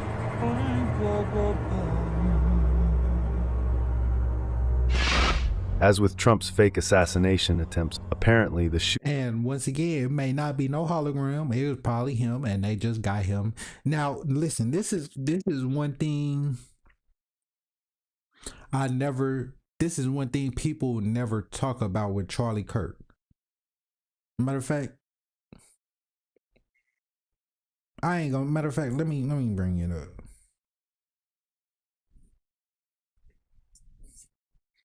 Matter of fact, I ain't gonna bring it up, but why you could tell that he was under a lot of stress or whatever, because his eyes. When you watch, go watch that Jubilee video he did. It was Charlie Kirk versus, I forgot who it was, but go watch that Jubilee video. And then there's some other videos too. But his eye, his left eye at that, is twitching. And very bad. He does like this type shit. Like, I don't know what I don't know. But nobody talks about that. I guess because nobody don't really know how to read faces like that or something. I don't know. Or don't really know about that stuff this deep. They just go off of what other videos and stuff say and don't really make no connections their own self. But nobody talks about that though, or why he did. But I think that's why, because they tried.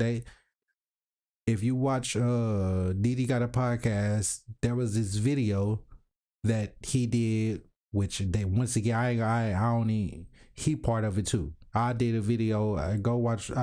I did a video kind of exposing him too. But yeah, he there was a video he did with a TPUSA member, whatever, however you say that shit. And he was talking about how Charlie Kirk, that he was running all these businesses. He would be live on his YouTube channel or making all these videos, doing all this different stuff. Like he got 5 of it. Like there's 5 of them or something. You feel me? Like there's a bunch of them. But I don't think that's what I think I don't know. I think that his eye was twitching and doing all that because the stress he was under, not just because of maybe if he was working that hard, but not only because of that, just because of the shit that he had to go through behind closed doors with, you know what I'm saying, these organizations and shit like that. You heard that. I mean, he grew up. He was raised by some old man or some old man that he didn't need, that wasn't even like his family member or something, that turned him into the Charlie Kirk that he was. You feel me? He came out at what? I think he came out doing went on the news and shit like that. He came out doing political shit real young. So, bro, don't nobody really talk about his eye twitch, like that. Was visible to some in the crowd, who pointed at him and cried out, "He's going down!" Again indicating staging. Yeah, someone's on top of the roof. Look. Gary is right there. Right there, see him? He's laying down, you see him? Yeah, he's laying down. You think he'd already be in place? You would think that. So there's somebody on the roof right there? Just saying? He just ran from over, where's my finger? From over there, ran in, and now he's right there. He's got a gun! Janie's got a gun. He's got a gun! Janie's got a gun! What?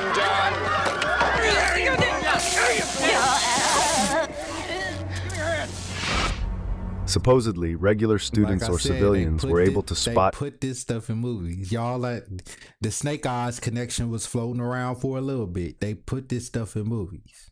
You feel me? Kirk's killer on the roof, while they have to tell you before they do it. Security could. So they say. Which indicates it is fake, since this means his team was blind, deaf, and dumb.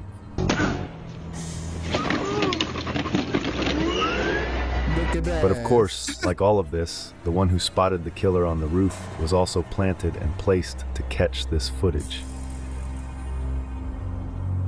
We have recovered what we believe is the weapon that was used in yesterday's shooting. It is a high-powered bolt-action rifle.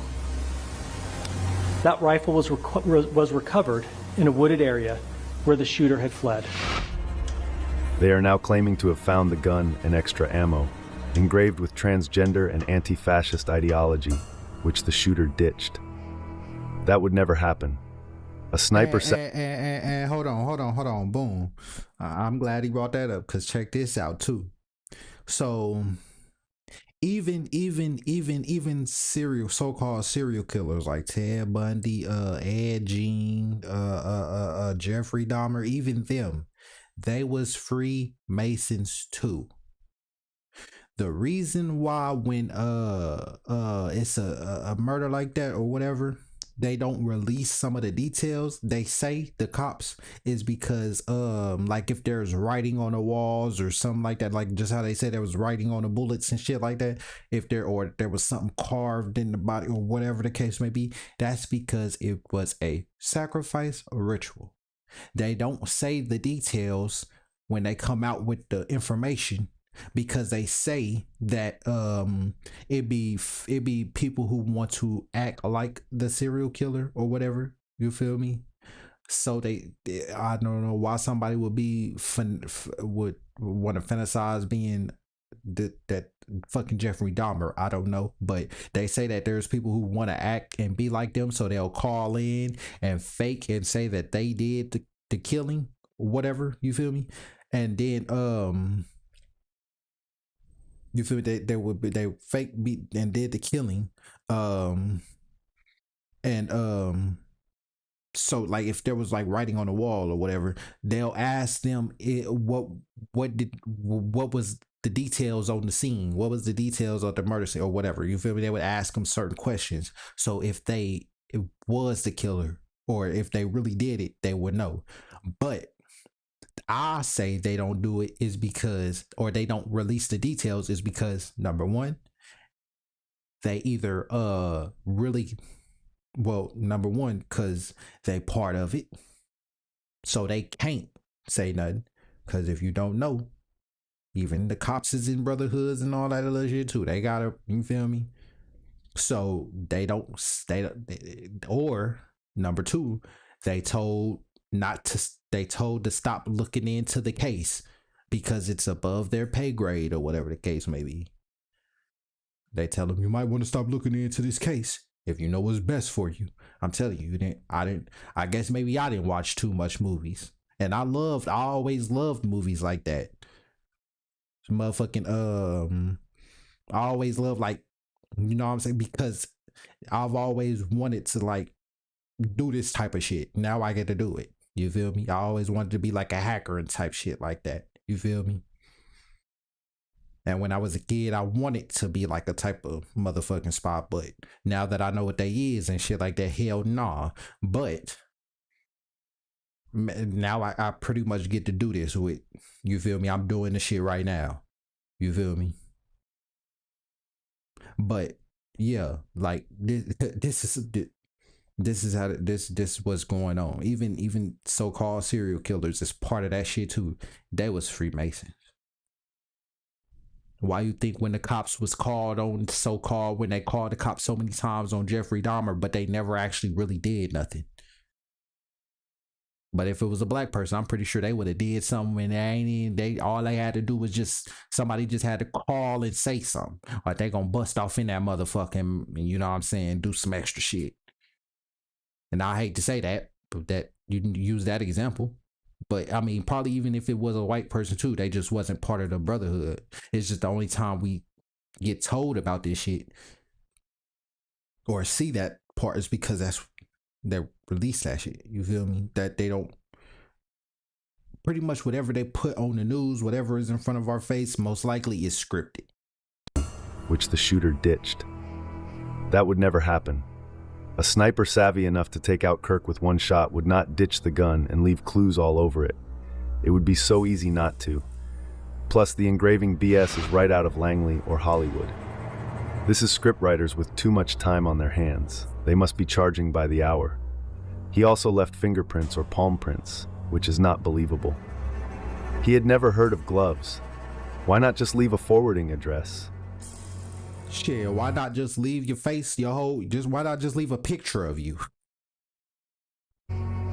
Robinson, why not just come out and say, I did it?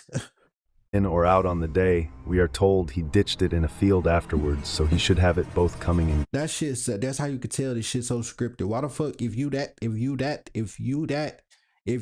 good, where you was hired as a hitman to take out somebody, how are you leaving that much evidence behind? Come on, man. This is your job, ain't it? You good? You smart enough to make a plan get on top of a roof, know when he was gonna get intel that he was gonna have the meeting that or whatever that whatever that was that he had that day, that speech or whatever. You was smart enough to get all this intel and do all this stuff, but yet not smart enough to not leave evidence and clues behind. Bro, come on, man. That's how you know this shit is scripted. You will say he broke it down and was carrying it in the backpack. How quickly, if it is broken down, because it doesn't look like he's jumping with a long rifle tucked in his leg. It looks like it's got to be in that backpack. So how quickly could he break it down if he needed to break it down? A second or two. Wait for it. Look, even like I said, even the news is part of this shit.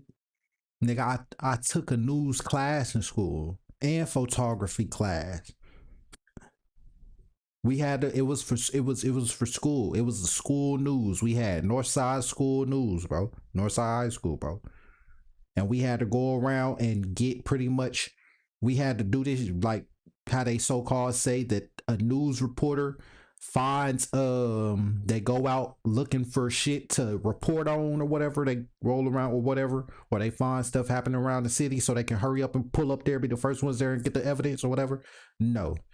That shit cap. The only you notice how ABC News or TMZ, so they be like some of the first ones, especially TMZ for rappers and celebrities and shit like that.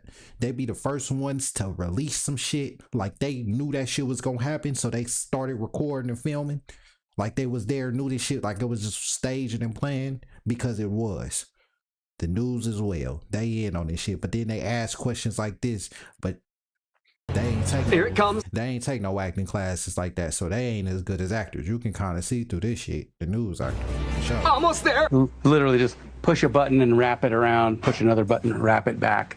They're designed to be able to be put into full length mode or compact mode extremely quickly. They want us to believe he assembled a Mauser, which makes it lose 0, inaccurate, 150 plus feet-pound barrel torque, then disassembled and packed it, fled to the woods, then spent minutes reassembling it to leave it neatly for them. Not possible.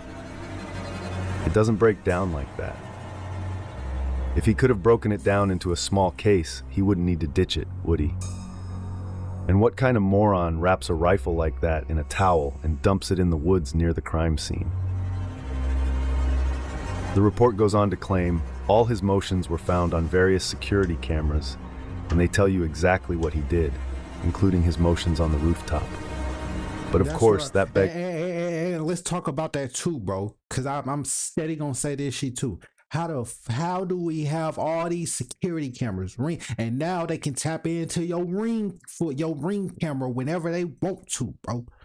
They can tap into your Ring camera whenever they want to, bro. You can look at, nigga, listen, bro. I save these live streams just for when I make a video and could talk about this. But let me go here right now. I could pull, I don't even know where this is, but somewhere called Castro, my nigga. Look, check this out on YouTube live right now, watching the street city right now, a street live view right now. Let's see, where did I put it at? Saving money feels right. Just like when things are packed tight and tight. Get off. Shut up. This ad. Castro Street Cam 1 live view right now. Street Cam, Newburyport, whatever that is. South State Street Cam. I could watch it right now, and it's literally different. It's a straight live stream. So if they have this type, if I can watch this right now, you telling me you can't catch no motherfucking, you telling me you can't catch no criminal, bro? You telling me you got all this type of technology, all this advanced technology, and you telling me you can't catch no criminal, bro? You can tap in, the CIA can tap into any, nigga, the government can tap into anything they want to. It's theirs, it's their technology. They made it, they gave it to us. You telling me they can't, bro? Come on, man. They don't want to. They don't want to find a criminal. If they really wanted to find them, they would. Like your neighborhood drug dealer, if they really wanted to keep, they would. They know how to, nigga, what? If they wanted to catch these so-called motherfucking what the fuck? What is they call whistleblowers, whatever. People that's on the run. If they smart enough, they probably can do it. But 9 times out of 10, bro, ain't nobody thinking that good. They gonna be caught within seconds if they really wanted to. Cause nigga, they can like, nigga, I'm watching the live street cam right now. I ain't even have to do no hacking. It's just on YouTube. Now I know I can, nigga, I can know how to hack into the Flock cameras right now. If I had just this dongle that plugged into my computer, I could do that. But nigga, this is just a live video right now on YouTube I'm watching. If they really wanted to, bro, because they don't want to. They don't want to catch the Tell me why the I'm ones looking that at they these want to catch, they do. But the ones that, yeah, if they really wanted to, they could. They don't catch some of them because they working with them, or they told the person if it is a true real cop that's really trying to find evidence. Like I said, we didn't watch too many of these movies, and they told to stop looking into it. They keep on looking into it. They end up either getting killed or people trying to kill them. They figure out that they boss or they head top, they whatever they police person is, that's they chief. They find out that they chief is in it and on the shit. So now they gotta go on the run because now the chief is trying to put them as like a fucking, or you know what I'm saying, so-called, they gotta go because chief is motherfucking making them look like a bad person and planning shit on them. So now they out for they out got a warrant on their arrest. You feel me? But now they gotta prove that the chief is really the person behind the whole motherfucking mastermind of this shit. Come on, man, we didn't watch too many. Maybe I might have watched too many movies. I don't know, but I gotta go take a piss. Hold on real quick.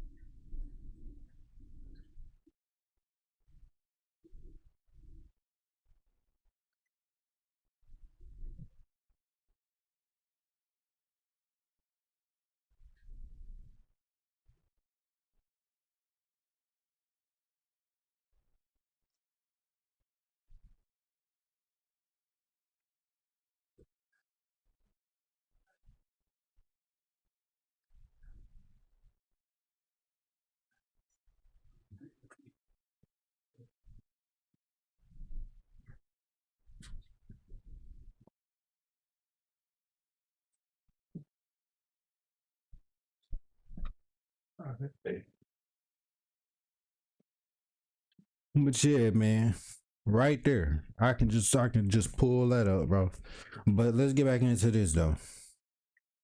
This question. Both the university and Kirk should have had a person monitoring those cameras. That is what they are there for. Not all cameras are monitored. Big facts. Listen, bro, check this out. Check this out. And I've been skeptical of this shit too. But check this out, nigga. We was at the casino one day and our car got broken into. It was a fucking rental at that. You hear me? We was at the casino, Horseshoe, right? And it wasn't just our car though. It was like some other cars that we was on like this little inside this fucking, I forgot what it's called, garage. Nigga, I forgot what it's called. But nigga, I'm glad they didn't take nothing really important. I just got some weed that day. I didn't even get to try out. You feel me? That's it. They just took my bag. I had some weed and some cologne and some other shit in there. But it wasn't really nothing important they took, which is good. But nigga, they busted in the windows and took this shit. But listen, we tried to get the footage or tried to see what happened, who it was, anything. They told us we couldn't. You feel me? They said we can't see the footage. Only the cops is allowed to see the footage. Okay. So guess what, nigga? My girl, she called the cops and shit. They didn't even fucking do nothing about it. You feel me? They didn't even look at no footage to try to, you feel me?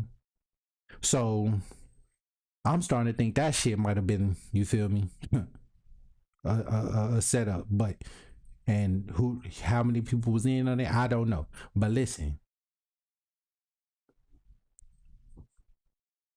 that nigga, how you they have people there watching security? Ain't there motherfucking? That's what security is for, my nigga. Ain't they supposed to be there watching cameras, nigga? Ain't they supposed to be there, or going around the parking lot, surveilling in the garage, whatever, however they do it? Nigga, they have so you telling me y'all got all this technology, but what is it used for? It ain't used to catch no criminals, I can tell that. You know what it's used for? To watch us, regular people, to watch what the hell we doing, to keep us in line. That's what it's for. It ain't for no damn surveillance. It ain't for no motherfucking surveillance like they trying to say, bro. If it was, nigga, they wouldn't be so much worried about these drugs that they would be out here catching people that really need to be caught. They telling me you can't catch this motherfucking sorry ass Charlie Kirk killer. They spotted him on the roof. Nigga, the person who was filming the video that was next to him, one of the people who was doing the hand signs, doing all that with the video camera that was recording wearing a white shirt, even he spotted him with the camera. He had video, but they, come on, man. 24/7 by an actual person, but during an event like this, many in the area would be, for just this reason. Again, that is what they are there for, and that is why you hire security. This is one of the things they do. Exactly. What the fuck you got security for then? If the motherfucking security ain't gonna be security, my nigga. What you got but fuck cameras everywhere for if the cameras ain't gonna be cameras, my nigga? They ain't used for what they gonna be used for. And Kirk was a millionaire who had plenty of money for security.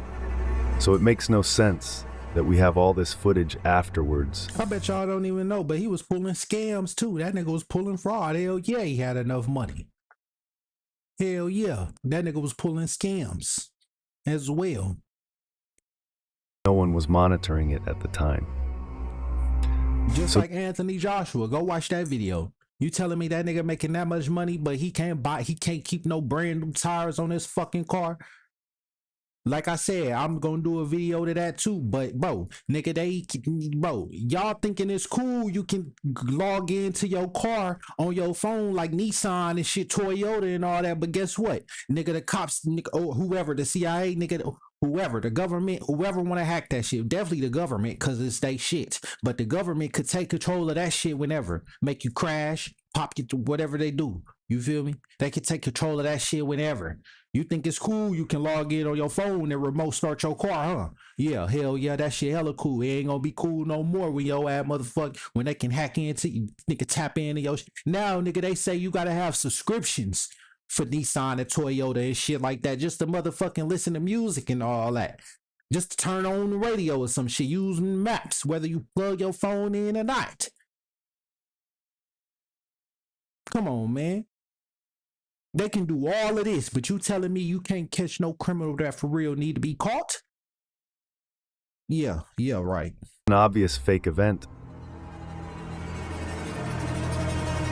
Like I said, I'd rather be skeptical. If you see this quote anywhere, they got it from me. I would rather be skeptical and critical of any and everything, any and everybody, than to be gullible and deceived. There's no gun, no shooter, and no death. Just a blank fired or a shot into a wall, and Kirk pretending to die, with fake blood squirting like in an old Monty Python skit.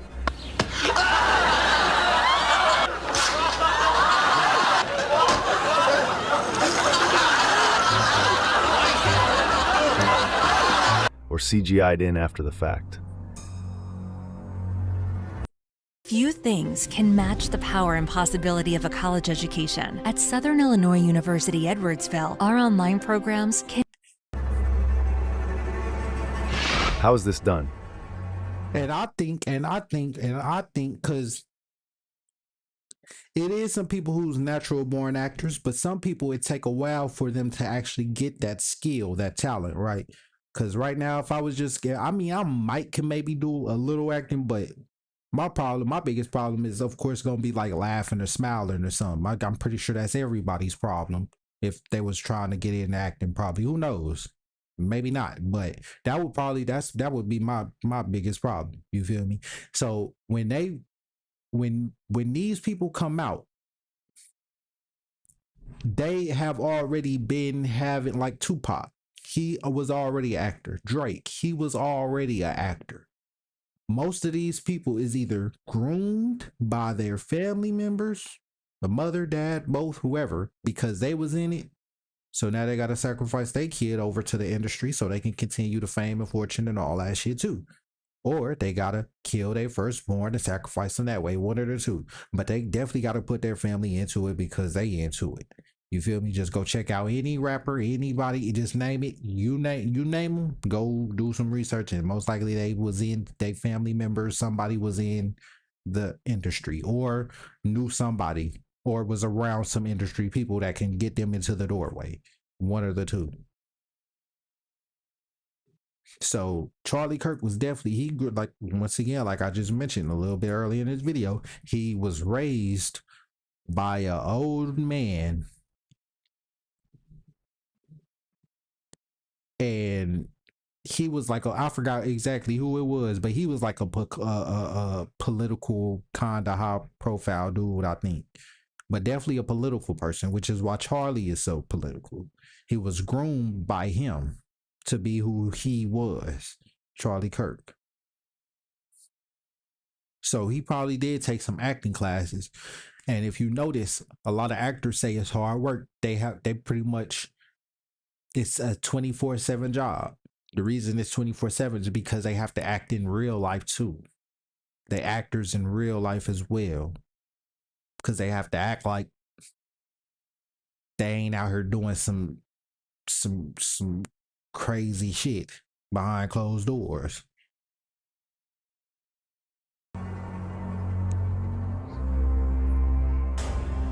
In my opinion, And listen, the face don't lie. That's one thing that ain't gonna lie, unless they getting surgery, which is why a lot of them do get surgery too. Not only just because, listen, I said that it's plenty of reasons they getting surgery, but I feel like I said that in my, go watch that other video I made. I'm just go watch some of my other videos, bro. But it's plenty of reasons they getting hurt. But I feel like that's another one too, because they know, once again, the CIA know how to read faces and body language and shit. So they know if you get Botox or whatever, do certain facial lift, do your eyebrows a certain way, they know it gives off certain character traits. You feel me? All of the crowd inside the gated area has been planted. The spectators outside the gate are too far away to see anything closely. When the shot goes off, all they can see is his shirt blowing as if it were hit by an air gun. At this moment, AI, or the remote-controlled air and blood pack, is activated. It's quite possible that the blood was it's called a squib or something like that. Used before the footage was uploaded to X. The remote controlled blood air pack, whatever, I think it's called a squib. Moreover, consider the use of high-quality cameras for the recording.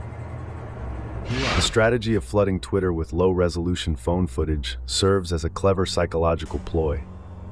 While we focus on this inferior quality, they are busy refining and editing the high-definition footage to make it appear authentic. By the time they release the polished version, we'll be so accustomed to the grainy clips. I ain't gonna lie, By the bro. time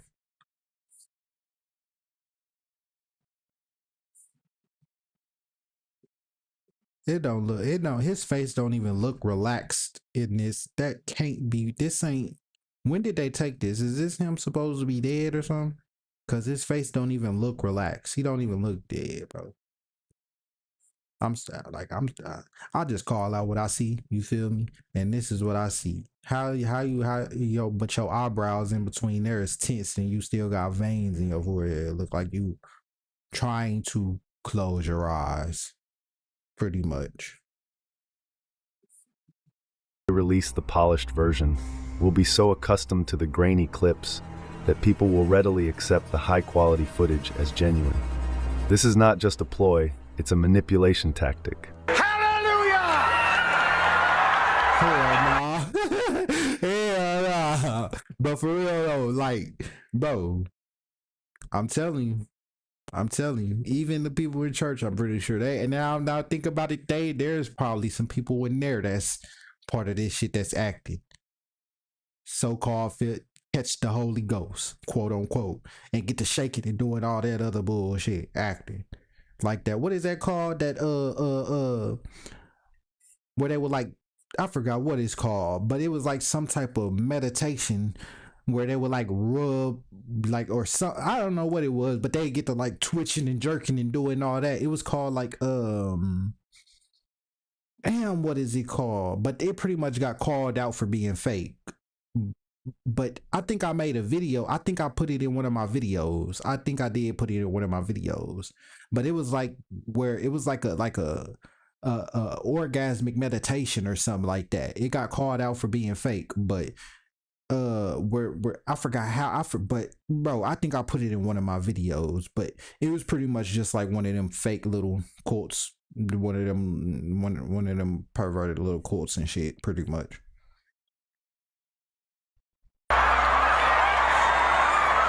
The audience outside the gate does not see any actual blood. And they might be catching.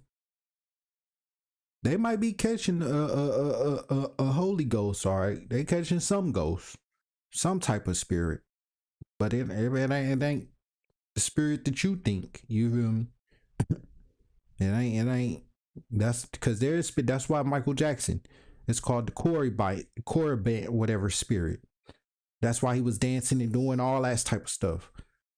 So they say it's certain spirits that have you do certain things or act a certain way.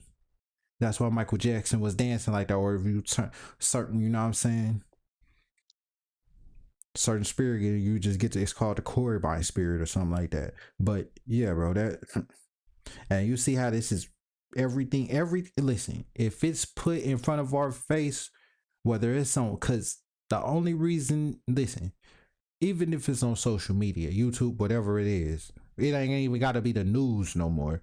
If it's trending around, like very big, trending, then yes, most likely it is something that's set up or staged.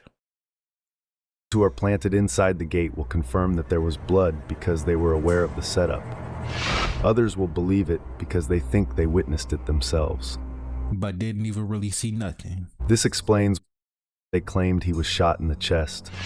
I heard a loud bang, which I figured. They know that. Listen, they study this type of shit. They study us. They know they can pull this type of stuff off because once you hear a gunshot, people's adrenaline gonna get the rushing. Like you ain't gonna really start. They know people ain't gonna be thinking straight no more. Their mind is gonna be just everywhere racing. You know what I'm saying? Think about, you know what I'm saying, just trying to get safe. You feel me? Get to safety in fight or flight mode. You feel me? So they know you're not gonna really pay attention to what really happened. They do this in like military and CIA operative training where you have to stay calm under pressure, and they do that. I forgot what movie, Blind Spot. Boom, Blind Spot. That movie Blind Spot, and I still got to finish that. But they literally they train operatives on how to remember details in certain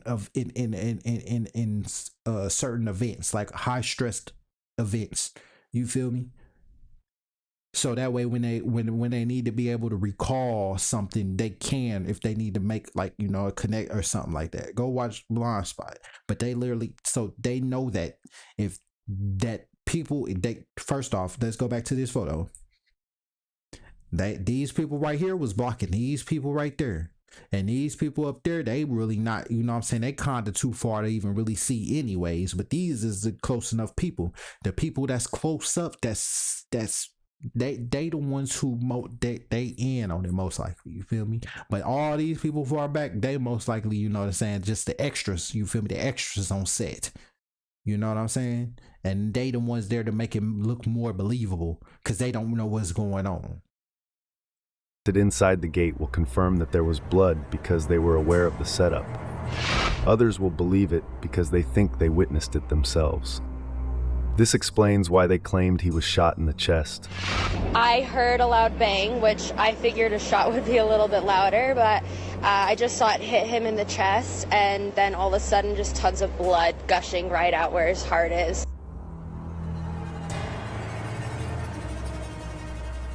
The planted witnesses are then interviewed by the Hey, he was gonna say the planted witnesses is then interviewed by the news or whoever they got the fake people that they said the interview. Pretty much. I think we are being told the entire event is like this stool, a manufactured absurdity. Another manufactured absurdity is the alleged death of Eldon Hoke, aka El Deuce, frontman for the Mentors. In many interviews, he said Courtney Love had asked him to kill Kurt. You did some deal with Courtney, right? Yeah. She offered me 50 grand to whack Kurt Cobain. Yeah, I was telling you this. She what? 50 grand to whack Kurt Cobain. And that's a fact, is it? You know, when she offered me money, God dang, I wish I would have taken it, man. But I know who whacked him. But how were you going to whack him? Did she tell you how to do it? Yeah, blow his fucking head off. So where were you going to find him to do it? Well, up there, and she gave, mapped it out. I just didn't think she was serious. But did she tell you how she wanted you to pop she him? says blow his fucking head off. I got the shotgun. But she didn't say anything about Make it look like a suicide. 50 grand doesn't. Duh, you heard that? Talking. You buy me a beer, I might do some more talking. And I think okay, so I'm trying to read him right now. I'm trying to read his face, bro. I know he definitely didn't see some shit. I know he most likely not lying. They probably did tell him to off Kurt Cobain. I can see that written on his face. I can see some shit. You feel me? But and when he said you buy me a beer and I could definitely tell you more, start rubbing his mustache and shit, start doing that. Yeah, he definitely know a lot more than what he's saying for sure. But do I believe he was well, they said he was offered money to offer. So do I think that he offered him or he passed it down, turned it down? I think he might have turned, I don't know. I think he might have turned it down, maybe. I don't know. But I know I listen. I see something written on his face, and it's some dark shit, bro. And he definitely know a lot more. That's why he said, you buy me a beer and I'll tell you more. So he said, I wish I would have took the money and did it, because he probably living poor now, you feel me? And once you get money, or once you so-called live that lifestyle, or get that, or start getting a little bit of money, like living like a rock star artist or a rapper or whatever, you don't want to go back to be a regular. So yeah, I don't think he probably took the money, but he probably ran out of money from when he was doing whatever he was doing, and wish he would have made. Well, he probably saying that he wish he would have maybe did it, but I don't know. But I don't think that he probably definitely did it, but he definitely probably got offered the money, you feel me, or to do it. I could tell he knows some shit too.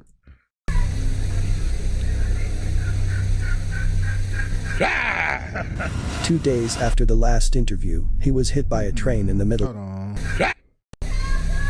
Talking. Nah, that boy probably might have, I don't know.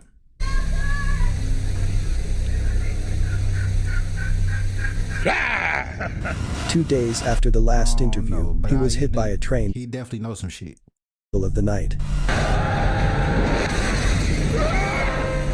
This is supposed to scare us and make us think Hoke was offered for getting too close to the truth, when the likely truth is just the opposite. Hoke was hired to say this, and then his death was faked. Big facts. Or that big facts. His entire career looks like another Intel project. I definitely see some shit written on his face though. Like you can, cause he's in the industry. If you in the industry, you definitely done seen some shit, or you done some shit to get there that far. Especially a rock star, bro. Especially a rock artist, or heavy metal, all that other stuff. Especially them. A bunch of sickos here. Why do you and the members of your perverted band? Why do you wear black hoods over your face? That's why they start. Well, rap. Well, hip hop did kind of come from. Well, really, rap came from like the rock and roll type style. That's why everybody rappers, or at one point rappers, well, they still do now, like Playboy Cardi and all them shit. NBA Youngboy still a little bit on it, excuse me, but on that rock star shit. That's where that come from, because that's really where kind of rap a little bit, that it comes from rock, that influence of rock. Why do you wear a stupid wig over your head? I do not like things that promote violence against people. Let me ask you something. When were you raped? I was raped in 70. You look kind of familiar, I'm just saying. No, I'm sorry. Yeah, he was doing that type of stuff. That's what I see written on it. He was doing. Yeah. Peaceful. That's what a girl passed out. You might be like, it's because he getting older. But you see how much his eyes is sunken into his head. Even him. Whoever that when they eyes is like hiding like that mean they didn't seen some shit. When their eyes is sunken into their head, that mean that they trying to kind of like, cause the eyes is the windows to the soul. What do you mean peaceful? Well, when she's passed out on drugs, we get a gang together. When their eyes be so closed that they dang near look black, like their eyes is all black. Yeah. So are you ready to rape women at command? No. Yes, sir. Yes, sir. The Mentors were the worst of the hardcore bands out of Seattle. As we have seen artists being Intel projects in previous videos, these bands are manufactured from the ground up to create chaos. Big facts. Big facts, like the mosh pit and all that shit. Big facts. Keep in mind Hoke's death was confirmed by the LA County Coroner. The LA County Coroner's words are worth nothing. The position has been filled since the 1960s by a series of federal plants hired to fake reports and lie to the press. Noguchi faked the autopsies of Robert Kennedy, Sharon Tate, John Belushi, Natalie Wood, and many others. But we will cover that later. Rogers faked the autopsies of River Phoenix, Michael Jackson. They even have them in on it. Like they even have, so when they need to come out and say this is what happened. Oh, it came from the autopsy person, so it must be true. Whitney Houston. They're the ones who did the autopsy. And so on. Given the track record of the coroner's office, you should trust nothing they say. Eldon Hoke and his band looks to be a group that was planted, but as it turns out, almost all bands are. From the Beatles and Rolling Stones and Bob Dylan up to the present moment. This includes punk, grunge, rap, metal, hardcore, drill, alternative, and even R&B.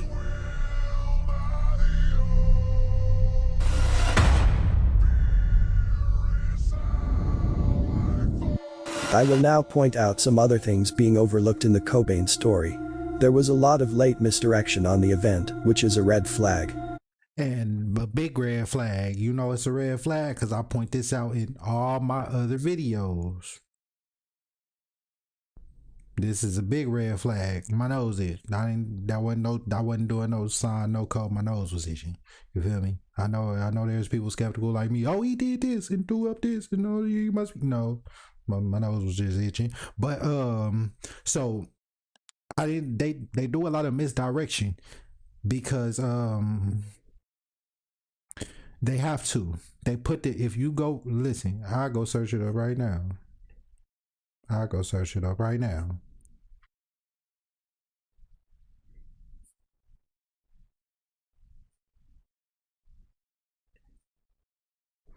So boom, what did it say? What did it say? The society's stated goals were to oppose superstition, obscurantism, religious influence over public life, and abuses of state power by monarchs, right? Okay, so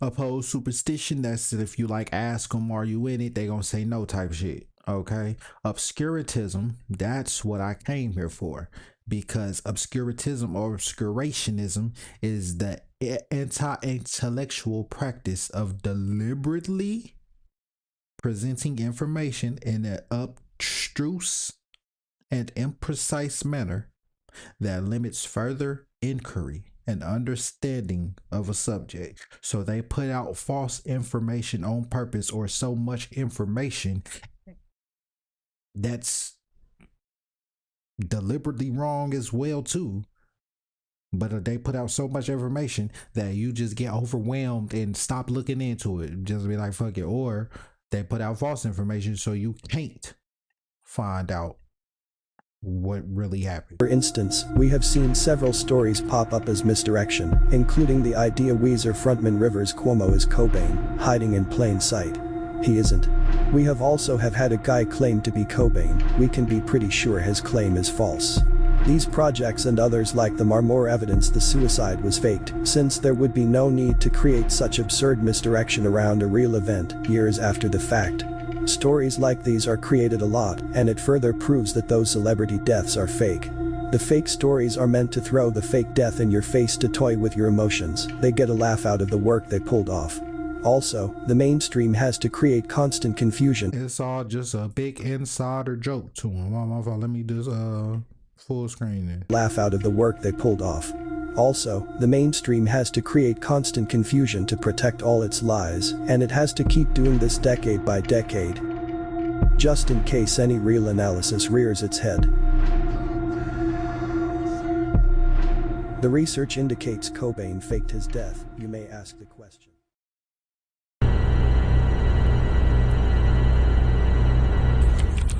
That's just 3 months after he signed with RCA. And I guess he was in the Rock Hall of Fame by April. Right. But did you know that by April he had signed a 7-year contract with Paramount Pictures?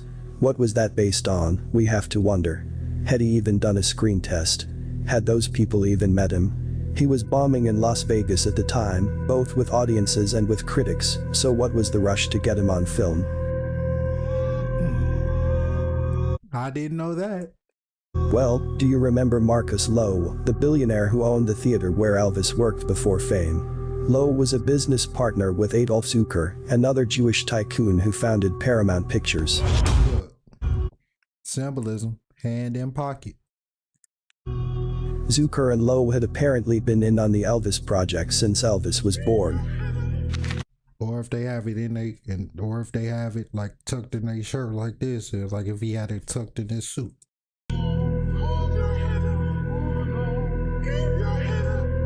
Presley's first major TV appearance was on The Milton Berle Show. Presley was on The Milton Berle Show within 10 days of the release of his first album. In 1933, Milton Berle was hired by producer Jack White to star in a musical comedy, which was released by Educational Pictures. Note the date. Note that this is a political film. Note that it was released by Educational Pictures. Shirley Temple got her start at Educational Pictures, and remember earlier we mentioned the Beatles being an intelligence project. She was on the cover of Sgt. Pepper album cover. Remember? Big facts, and you don't even want to go there with Shirley Temple, boy. I'm pretty sure that she didn't seen and got some shit, boy. I'm telling you, you don't even want to go, boy. She didn't probably been through it. That means she is a spook. Everyone on the cover of Sgt. Pepper is a famous spook. Big facts. But Educational Pictures was headed by the producer E.W. Hammonds. In short, these were propaganda films. Educational pictures are propaganda films. Jack White was really Jack Weiss and was Jewish. He produced over 300 films, many of them for intelligence. Milton Berle's Texaco Star Theater premiered on TV in 1948. It was one of the very first popular TV shows. Of course, it was sponsored by Texaco, a huge oil producer. So we see again how the upper class controls the middle class via pushed entertainment and constant propaganda. Much of this entertainment was harmless or even salutary, but stirred into it was a large dose of misdirection, which very few people could stir out or ignore. Elvis made his second appearance on Berle's show just 2 months after the first. We were told the ratings were very high for these shows, but we now know ratings are manufactured to suit the suits. If they want the ratings to be high, they are high. This also applies to the record charts, which we are told Presley was ruling at the time.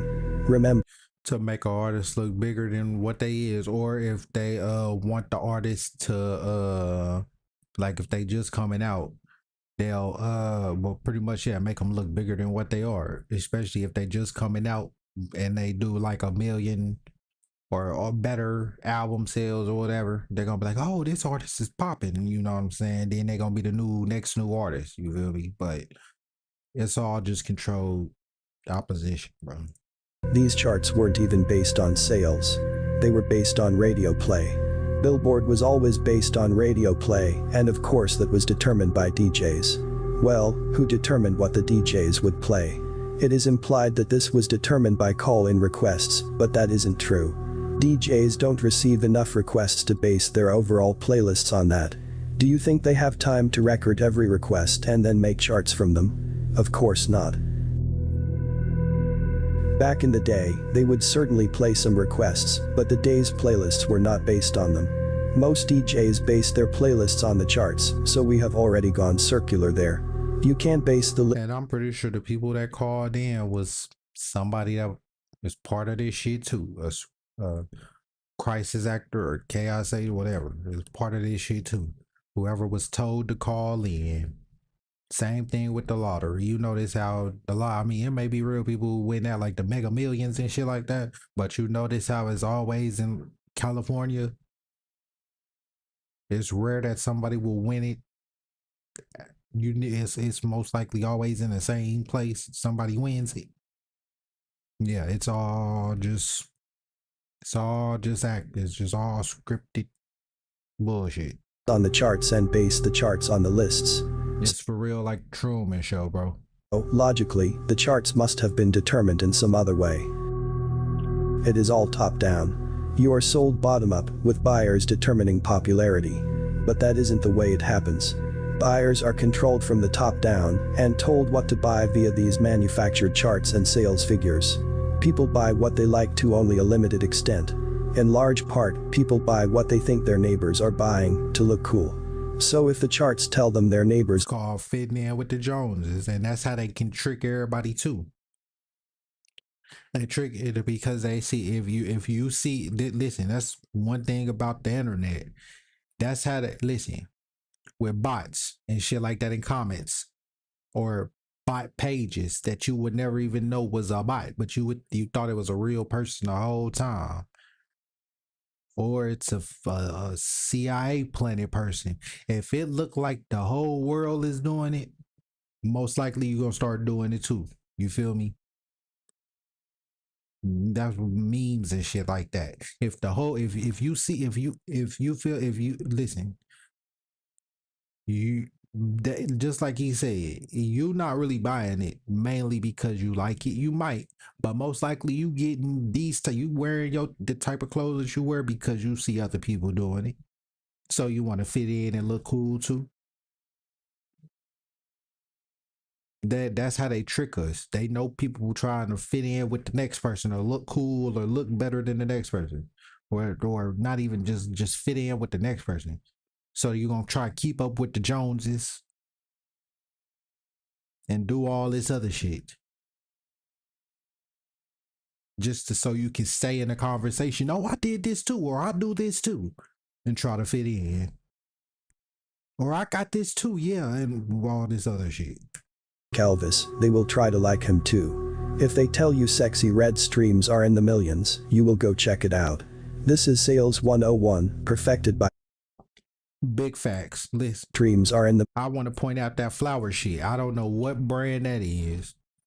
My girl got me some joggers like that. But me, I don't care what other people is wearing. I got my own style. At one point I did, and I was trying to fit in and dress like everybody else. But now I have my own style.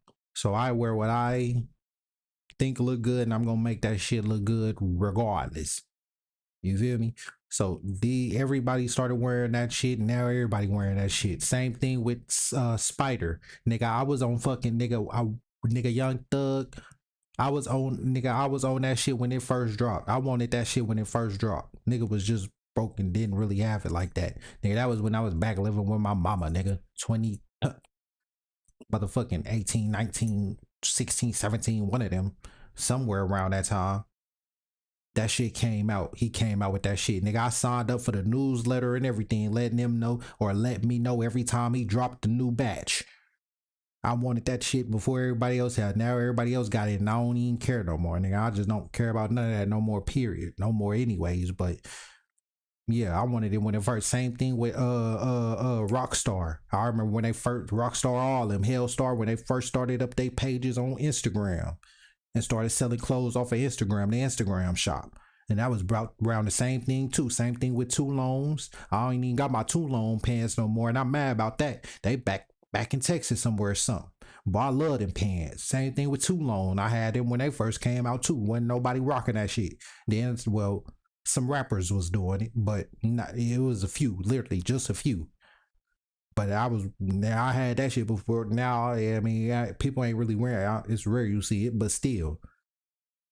I'm telling you, bro. I was up on, I am a trend. I am, nigga, whatever. Listen, I do my own thing. People follow my way. I do what, you feel me? I catch on the shit quick. I am, nigga, what, nigga, listen. Music, all that shit. I used to find underground rappers and underground music on purpose just so I could say I'll be the first ones on them. And then just like the baby, I was on him when he was Baby Jesus.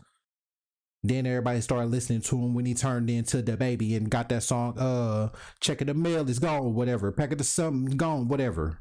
But I was on him when he was doing his Baby Jesus shit. Then everybody got on to him and I stopped listening to him. It was a lot of rappers like that. A whole lot of rappers that happened like that I was on first. Nigga, people would come to me and my nigga Slime, me and my nigga Free. They would come to, nigga, we'd be smoking. They would tell us to play music because we had all the shit. And then next thing you know, like maybe a couple months later or even some years later sometime, we start hearing that song. We'd be like, nigga, we was on that shit first. Dead ass, we was, bro. We will find music the night before we go hang out and smoke and shit and chill so we could put each other on new music, nigga, new underground rappers and shit, and then play around other people. No cap, bro, nigga. When I said I wanted to be a rapper, nigga, I really wanted to be a rapper, nigga. I was studying that shit from the good and the bad. When I found out there was the bad in that shit, which is why I stopped wanting to be a rapper. You will go check it out. In the industry, period. This is Sales 101, perfected by people like Edward Bernays. Now I can't even tell you who I can't even tell you who nigga, because I don't pay attention, so I can't even tell you nothing really about rap. But besides the bad bullshit, because I don't look into the good side of it no more, because there never was no good side of it. It was never pushed out for us to be a good thing. People say, oh yeah, it's just the way we express ourselves. No. Yeah, it may be a way, but that's poetry, my nigga. Do some poetry. You ain't got to do rap. Do poetry. Public fall for it every time with industry plants.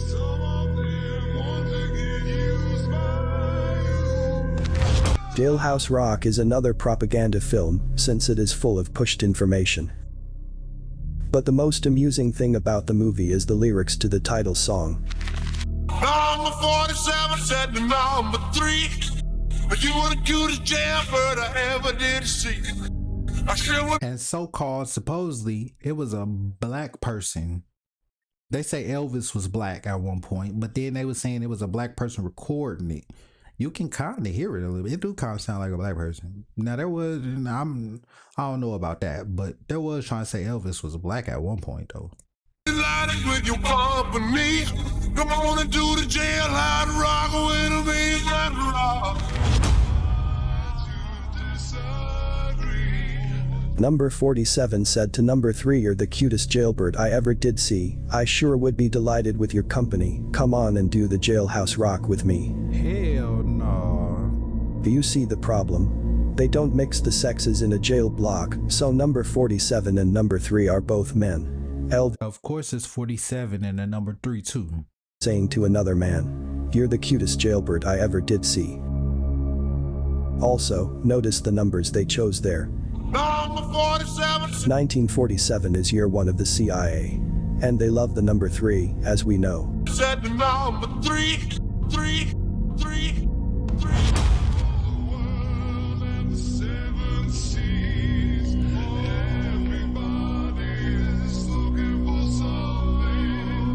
Between late 1960 and early 1968, Elvis did not appear on TV once, which is strange.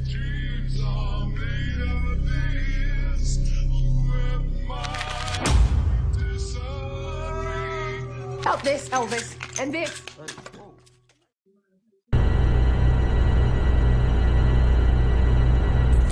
It's worth noting that back in 1999, he falsely claimed to be 14. You turned 15 months. I ain't gonna lie, I already watched this one, but let me see which ones is next.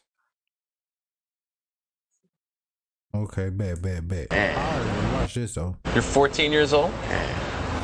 You turned 15 Monday? You're 14 years old? He was allegedly born in 1982. This interview was in 1999. Do the math. So do we really know the age of Lil Wayne? He was effectively saying the shooting happened around the time of that interview. Moreover, his accounts of how the police were alerted are conflicting. In one interview, he insists his friend called the authorities. Everybody jumped over my body to go get the guns and drugs. We called the ambulance. While in another, he says he crawled to the phone to make the call himself. Laid out on the floor, he crawled to the phone. I done watched all of them too, but I just didn't put all that together. But I done watched both of them interviews before too. I used to study Lil Wayne shit for sure. 911. This level of misremembering is beyond I used to watch all artist interviews and shit like that. All that shit. It suggests a deliberate attempt to alter the narrative, as if they expect us to forget previous statements or articles. And they do. That's really what they do. They expect you to forget. They know your attention span ain't, especially now, people's attention span is shorter than a fish, a goldfish. That's what TikTok is about now. That's super fast scrolling, YouTube shorts and shit like that. People don't even like watching hour-long videos and shit like that no more too much. That's why they make a whole lot of series now with Netflix. It ain't really movies no more because ain't nobody sitting that long. They gonna either fall asleep, do an hour, 2 hour long movie, or just stop and not really be interested no more and pause and go do something or something. So that's why they make series now. Them short little 47 minutes, maybe 50, 30 minutes, 20 minutes on some of them. Series. Because they know people's attention span ain't that long anymore. Then there's Robert Hubler, the New Orleans police officer who supposedly played a crucial role in saving Lil. Everything turned to streams, right? So if it's anything like YouTube or anything like music, because I think, well, I don't know. I think just long as somebody listen to the song, you might get paid. But I think maybe just same thing. The longer somebody watch your video, the longer somebody listen to your music or whatever, I guess the more money you make. I don't know about the music, but I know for sure YouTube is like that. The retention time or attention time, whatever it's called, retention, whatever. Retention, attention, whatever. That the longer, I guess the more you get paid or something like that. I'm not sure. that far into it, something like that. But if it's anything, if Netflix or movies with the streaming was anything, well, we know once you bought the CD, that's it. But once it turned to streaming, if it was anything like that, well, if people is turning off the movie or stop watching the movie after the first 20, 40, 50 minutes, whatever, however long it take, which is why which again, they study this type of shit. They study us. They study the way we live, what we do, all that shit. Right? So if they see that on the analytics that people kept turning off these movies, once it turned to streaming, they kept turning off these movies around these time stamps, then okay, so they know we got to dial it back and start making it about this long. They study this shit. There's Robert Hubler, the New Orleans... And that just came to me from the true creator himself. He just gave me that download. So... yeah, man, that's literally, if it's anything like YouTube or streaming or whatever, because once we turn to streaming movies and shit, if Netflix is anything like that, the longer you watch it, the more you watch it, the more they get paid. Officer who supposedly played a crucial role in saving Lil Wayne. Which is how Netflix was able to buy, or no, was it Warner? I think Warner Brothers bought Netflix or some shit like that. I don't know, but I forgot which one it was, but one of them, which it did. They knew. I think Netflix bought Warner Brothers or something like that. But if it was Netflix bought Warner Brothers, that's how they was able to do it. Because the streaming that they was getting, the money that people was watching, because a lot of people just have Netflix playing in the background, don't even be watching it sometimes. When they sleep, the movie just playing. Some people keep they got stop, or they got keep playing or whatever. You can close out after so long, after like 3 episodes or whatever, it'll close out, or it'll pull up that are you still watching shit. So people just have that shit playing through however long. So if like I said, if it's anything like YouTube and it's streaming, the longer you watch, the more you watch, the more they get money, the more money they get. So that's how they was able to, that's how Netflix got so big. People Netflix and chilling, they turned that into a fucking trend. They know if this a trend, that's what I mean. I said a meme earlier, but they know if it's a trend, you gonna follow that shit. If it's a trend, they know you gonna get in line with it. Just like the ice bucket challenge or whatever, when people was dumping water and cold ice on themselves, or whatever that's called, the ice, whatever. The crate challenge, running up the crates, trying not to fall, walking up the crate, all that shit. They know once people start a trend, or once they had they CIA operatives on the set start the trend, whatever, online, they know people gonna start doing it. Ages of 11, 12, 13, or 14. Lil Wayne mentions Uncle John in one interview. Looking up at him like, who are you? He said, I'm Uncle John. That's what he told me his name was, Uncle John. Only to later switch to Uncle Bob. He said, don't worry, my name's Uncle Bob. Look, and then there's generic ass names at that. Good motherfucking name, Uncle Bob, though. He said, I'm Uncle John. I know a good motherfucking name, Uncle Bob, though. These glaring contradictions cannot be ignored. With such a tangled web of conflicting statements, it's difficult not to suspect that there is a deeper level of deception at play in the story surrounding Lil Wayne. The ending story is that the officer grabbed Lil Wayne after being shot, put him in his squad car, and drove to the hospital. He picked me up and he told whoever was driving, he's like, behind the wheel, now. They opened the door for me because I had him in my arms. I was carrying him just like a baby. This is another false story. We see here from the Trace website. In New Orleans, police officers generally do not transport gunshot victims in their squad cars. According to a spokesperson from the New Orleans Police Department, officers are instructed to secure the scene and await EMS transport. There are no instances on record of police routinely transporting shooting victims. Did you catch that?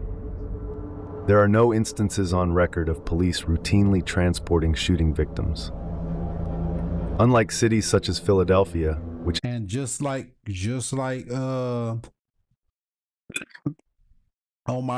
when I made that Stockton birthday party shooting video, They said he did. The dude said something about he got into the back of the ambulance, and they was driving slow or something. He asked why they was driving slow or some shit or something like that. It was something, or why he couldn't ride or something. It was something like that.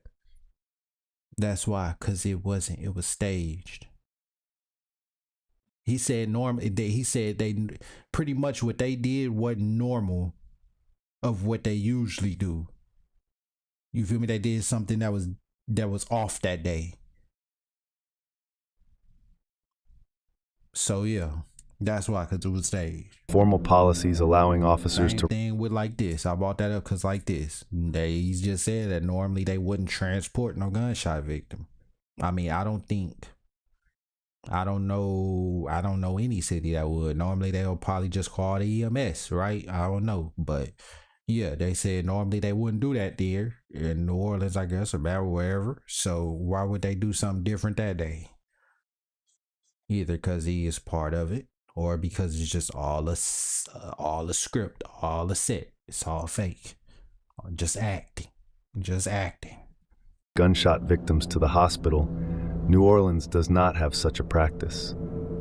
EMS is the designated responder. The New Orleans Police Department relies on trained EMS personnel to transport and provide medical care to shooting victims. But why not? It should be obvious that scene safety and crime investigation, officers' primary responsibilities at a shooting include securing the scene and preserving evidence, activities that would be hampered if they left with a patient. Lack of medical training. EMS responders are equipped and trained to handle medical emergencies. Police are not. No official allowance for transportation. As noted, there's no instance where officers transported a gunshot victim, or any victim for that matter, per the department's standard policy. If the story were real and Lil Wayne had succumbed to his injuries, the repercussions for the officers could have been severe, potentially exposing them to significant legal liability.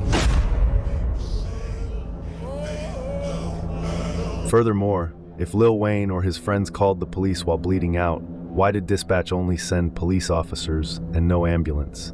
4 New Orleans policemen responded to the call. Convenient for the story, right? I guess they were bending all the rules for this future rapper. Lil Wayne shares images of his wounds. Yeah. Where'd you hit yourself? In the chest. Let's see. There. Wow. Came out through the back. But how can we truly verify that they originate from the incidents he describes? The truth is, we can't. Those injuries might stem from an entirely different situation altogether. Let's not take everything at face value without seeking deeper clarity.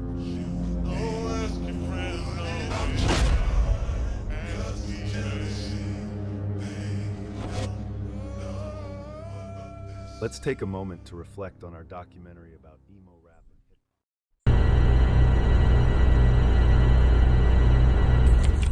The shadow government did not take over after 9/11. The shadow government always existed.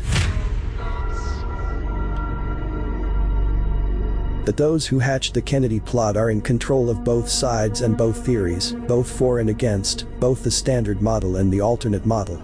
The other side can always dismiss testimony, calling it a lie or a misremembrance. If they do not accept our witnesses, we certainly don't have to accept theirs. There is the very real possibility that no one is telling the truth, except those who know nothing. So we must begin with a clean slate. All witnesses on both sides should be thrown out as unreliable. Once we do that, we are down to an analysis of the films, photos, and of other existing physical evidence. The Zapruder film, as well as the others, contain lots of other anomalies, discovered by hundreds of researchers.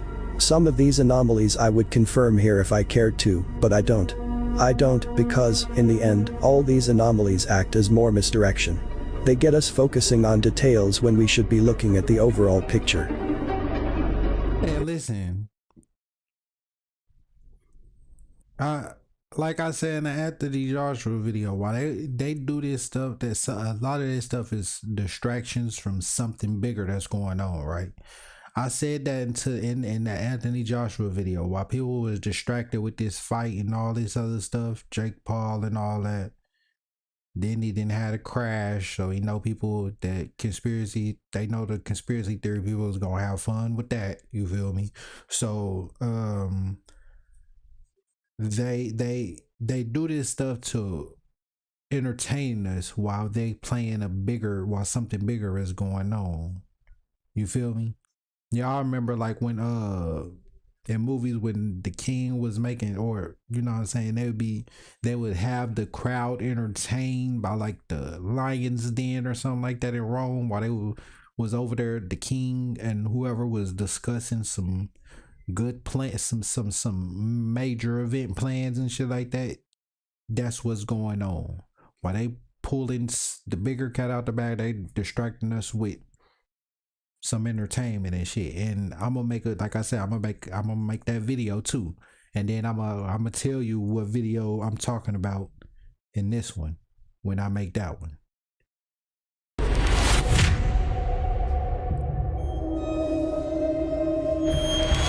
We've all seen the footage and heard the official stories, but have you ever really looked at the witnesses?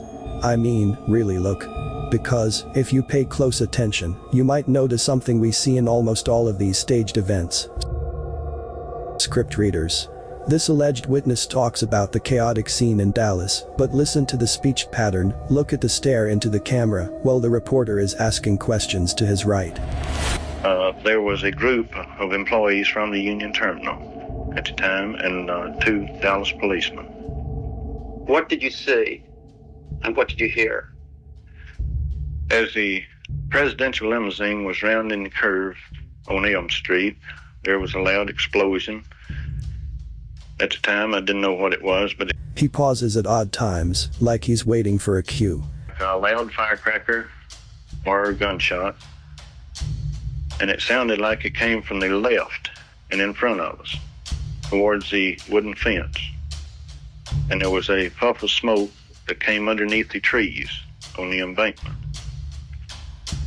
Where was the puff of smoke, Mr. Simmons, in relation to the wooden fence? This is why they do method acting now. This is why they worked on acting and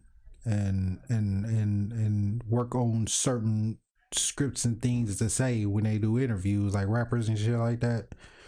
They used to have, I don't know if they still do, but they used to have classes where they taught the artists what to say, or people that taught the artists what to say during interviews and shit like that, so they don't slip up and say the wrong thing. You feel me? So this is why they came out with being able to act on the spot, because you got to be able to like think quick. You feel me? Because they don't want it to be noticeable reading off like a little script anymore, because that was very noticeable back then.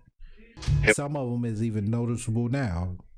He did some videos where he caught it in, you know what I'm saying, more recent times, our times, with color footage where you can tell, even footage now type shit. So it was right directly in front of the wooden fence.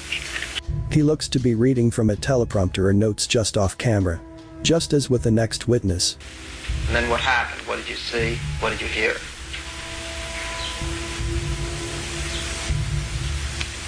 We were listening. And then what happened? What did you see? What did you hear?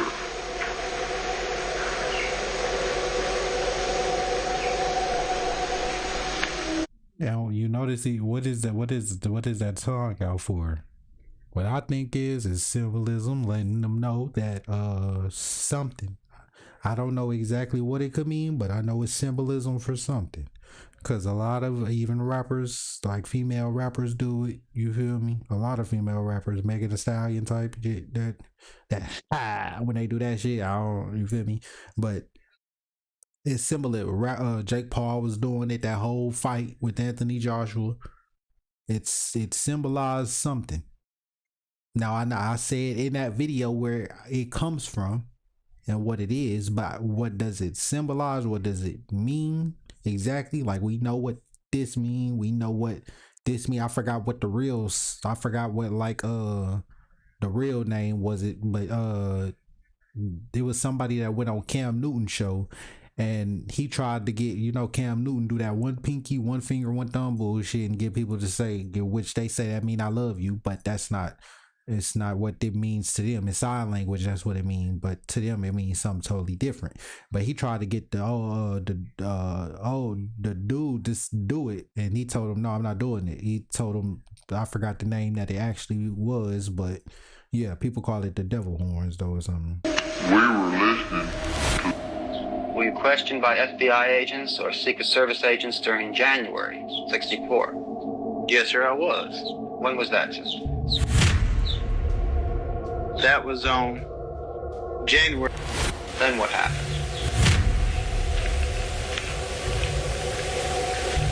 2 days after that. They're just reciting lines. This doesn't seem natural for someone recounting a genuine traumatic event. Right. It's almost as if they distance themselves from the story, like it's not really his own experience. They're all playing a role, their expressions, their tone, everything seems oddly synchronized. It's almost too perfect in an odd way. Everyone involved is reading from the same playbook.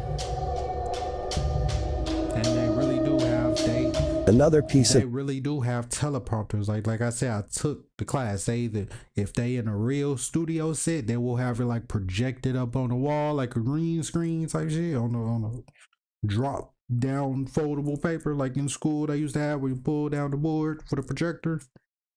Or they got those, or they have it on the side of the camera or at the camera directly on top of whatever, just like how you seen there, the teleprompter. So it won't, so it look like you still looking at the camera. You feel me? Evidence for a movie set that day. Let us look at the so-called Bill Newman and his family diving to the ground for safety.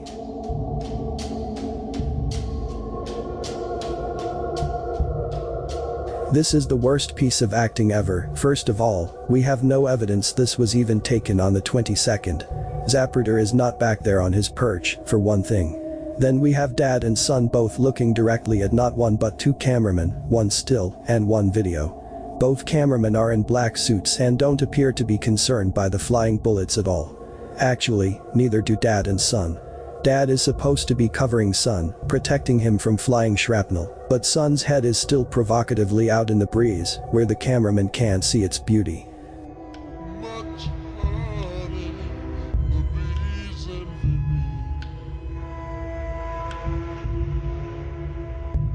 In fact, if you are very observant, you can see two people sitting under a tree, in the shade.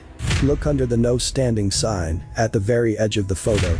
You have two people in red shirts, one wearing light trousers, the other wearing black sunglasses. They forgot to trim that photo, I would say. Or probably just didn't, or probably either they didn't see it themselves or just didn't think nobody else will see it because they probably barely caught it. Another problem is the video camera we can clearly see in the man's hands. That is no crappy camera. It is a professional video camera like the TV stations used. Or once again, like I said earlier in this video, they leave stuff like that as clues to let you know. This is supposed to be let other people know that's part of the organizations or part of the groups. They leave them clues to let them know, like, okay, this is what's going on. I'm pretty sure sometimes they'll call and let some people know, like, this is what's gonna happen in your city today, be ready, or, you know, whatever. You know what I'm saying? Right after the shot. But if that is the case, why do we now have to rely on the Zapruder film? Was this guy in the black suit filming his shoes a split second earlier when the motorcade passed? For that matter, why does he find this uninjured family on the ground to be more important to history than the president who has just been shot and who would still be in the frame? This professional cameraman is only yards from where the motorcade just passed, on the same line as Zapruder. I don't want to see his footage of a fake family, I want to see his footage of Kennedy. But it is obvious, he had no footage of Kennedy, since this whole aftermath photo is a setup. We will see, Governor Connolly said, there were at least two occasions on which the automobile stopped in Dallas, and, perhaps, a third. There was one little girl out carrying a sign saying, "Mr. President, will you please stop and shake hands with me?" He just told the driver to stop and shook hands, and of course he was immediately robbed by a bunch of youngsters. At another point along the route, a sister, a Catholic nun, was there, obviously from a Catholic school with a bunch of little children, and he stopped and spoke to her and to the children, and I think there was one other stop on the way downtown, but I don't recall the precise occasion. But Knowing what we now know, you have to admit that is curious testimony. All 3 stops are curious. The first 2 read like a Hollywood script, inserted specifically for emotional effect. Children and nuns. I am just surprised we didn't have to hear about a 3-legged dog and a veteran in a wheelchair and a mom with an apple pie. But the third is the strangest. Connolly can remember these children and nuns, but he can't remember the third stop. Any psychologist would tell you this reads like someone covering something. It's textbook. It has all the signs of poor lying. Someone telling a fib and not doing it well at all. He thinks they stopped a 3rd time, but can't tell us what it was. Why even mention it? Why not just say 2 times, or make up some stupid story about the 3rd time? Because he is a bad liar, and his conscience is inserting itself right here. It's a huge Freudian red flag. After all, his story changes about JFK's wife. Because Ms. Kennedy said, she just screamed, "My God, I've got his brains in my hand." And when he was hit the 2nd time, she said, or the first time, it all happened in such a brief span, she said, "Oh my God, they've killed my husband." I said, Jack. Because Ms. Kennedy said, she just screamed, "My God, I've got his brains in my hand." She said, "Oh my God, they've killed my husband." I said, Jack. You worked with John Kennedy, you knew LBJ, you were in Nixon's cabinet. Got shot with John Kennedy. You were in the same car as John Kennedy the day he was shot. Look at that smell, boy. Oh my God. Perhaps when you do zoom ins and close ups on these people's smiles in Hollywood and where these people like this political, boy, that should be looking evil than a motherfucker. Time Connolly is thinking of is the time they could have possibly switched Kennedy with a fake body. Yeah, you could tell a lot of them be fake smiles too. It is impossible to know, of course, but the footage may prove my point. Just remember, they had quality like this. But instead, they gave us this poor quality.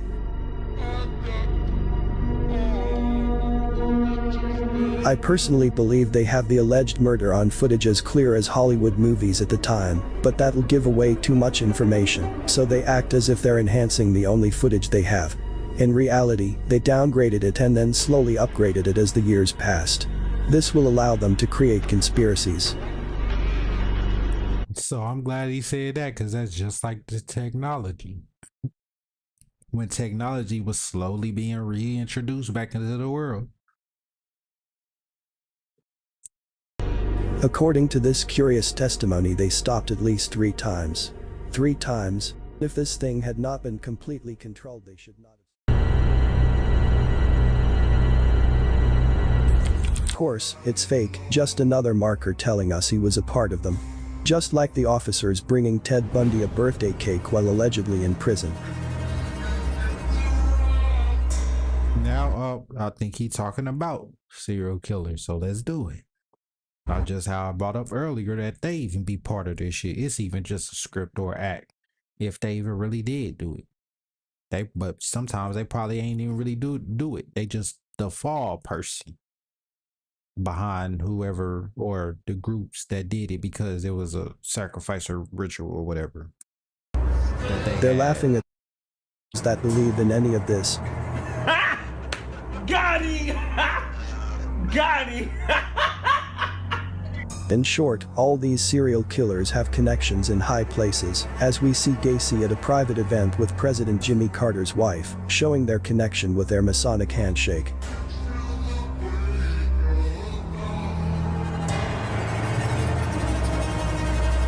Remember, Rosalind Carter met with both John Wayne Gacy and Jim Jones.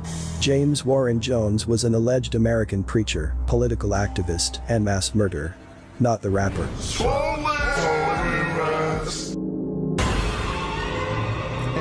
And nobody talks about this either, but the Eastern Stars, the female version of masonry. People barely talk about this, but even they have agendas. They have agendas for y'all females as well. And I mean, I ain't gonna lie, it's really working on y'all. Y'all, a lot of y'all really don't see the agenda that's being pushed up on y'all. Us men, we catching the shit. We know that a lot of these rappers, a lot of us been knew, or some of us been knew that they wasn't really like they was. We know that a lot of them is on the down low fruity, and they up here having other females like niggas like that with feminine traits and shit on some fruity shit, talking like niggas in fucking romanticized episodes and shit on TV. No. They all that shit, bro. I'm telling you, all that shit is a fucking a script. They know if they can get people to listen. They have they trying to get people doing what they do. So when they say they doing it, or when it comes out that they was doing it, it ain't gonna look as bad because a lot of people doing it. That's another thing with the internet. If you connect everybody around the world, of course it's going to be like, oh my God, the whole world is doing this. Versus if you're just in your city or in your little neighborhood, your block, and you see how it used to be before the internet, you was definitely doing what people was doing around you. But now because we have the internet, you can do what somebody is doing over in China. People in China is doing what we doing over here in America.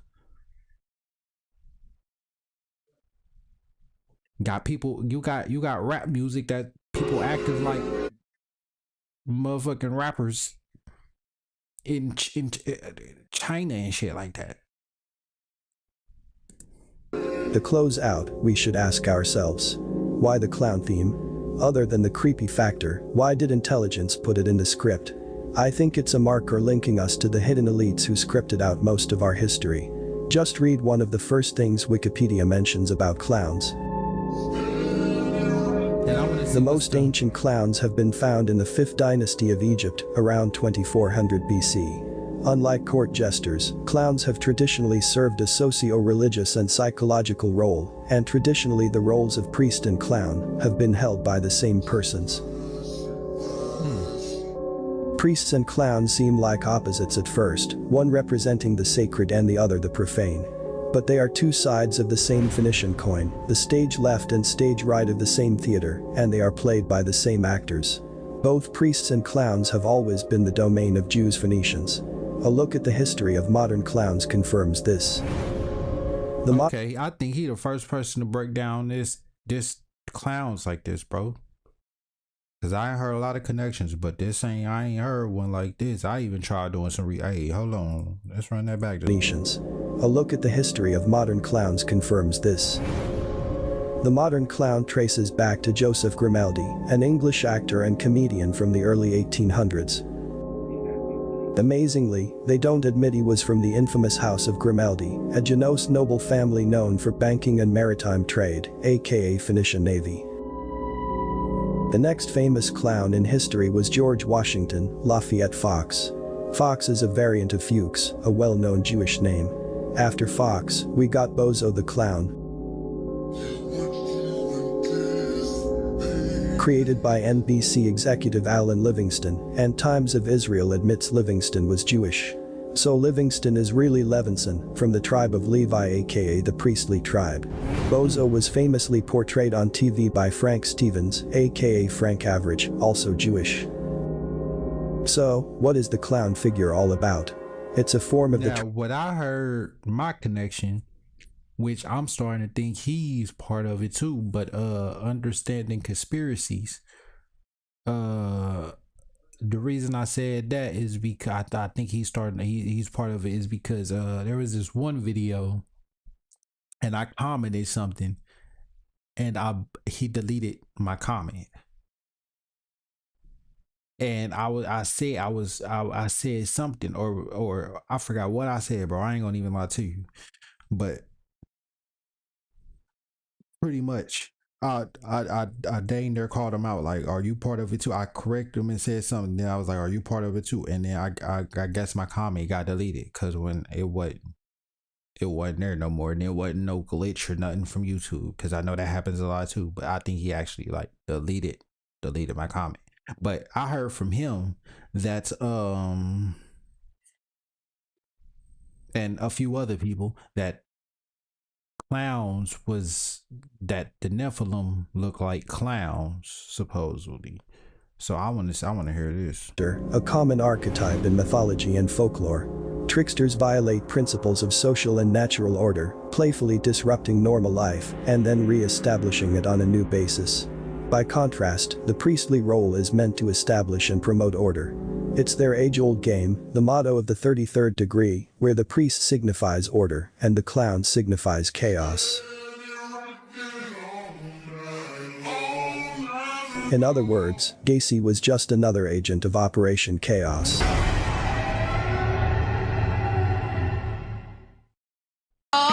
world is a stage.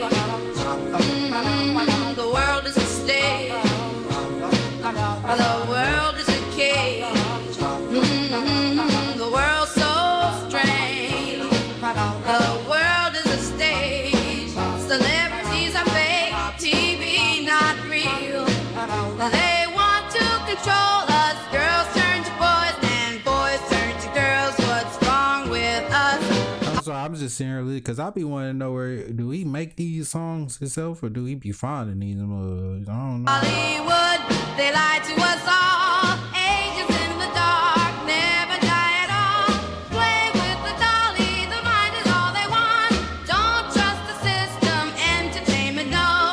Oh, close your eyes and cast that leap the breath. They want to control you and take away your mind. Don't read the newspaper, it will make you blind.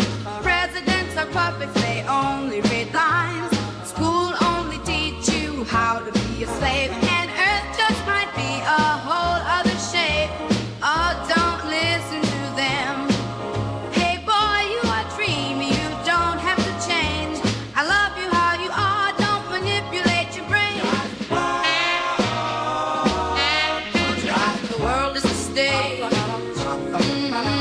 The world is a stage. The world is a cage. The world's so strange. The world is a stage. The world's so strange. The world living in a land of glitz, land of shine. I ain't gonna lie. I started listening to that song, but yeah, man. That's the end of that one. Actually, how long was it? 3 hours. Yeah. Okay, but so yeah.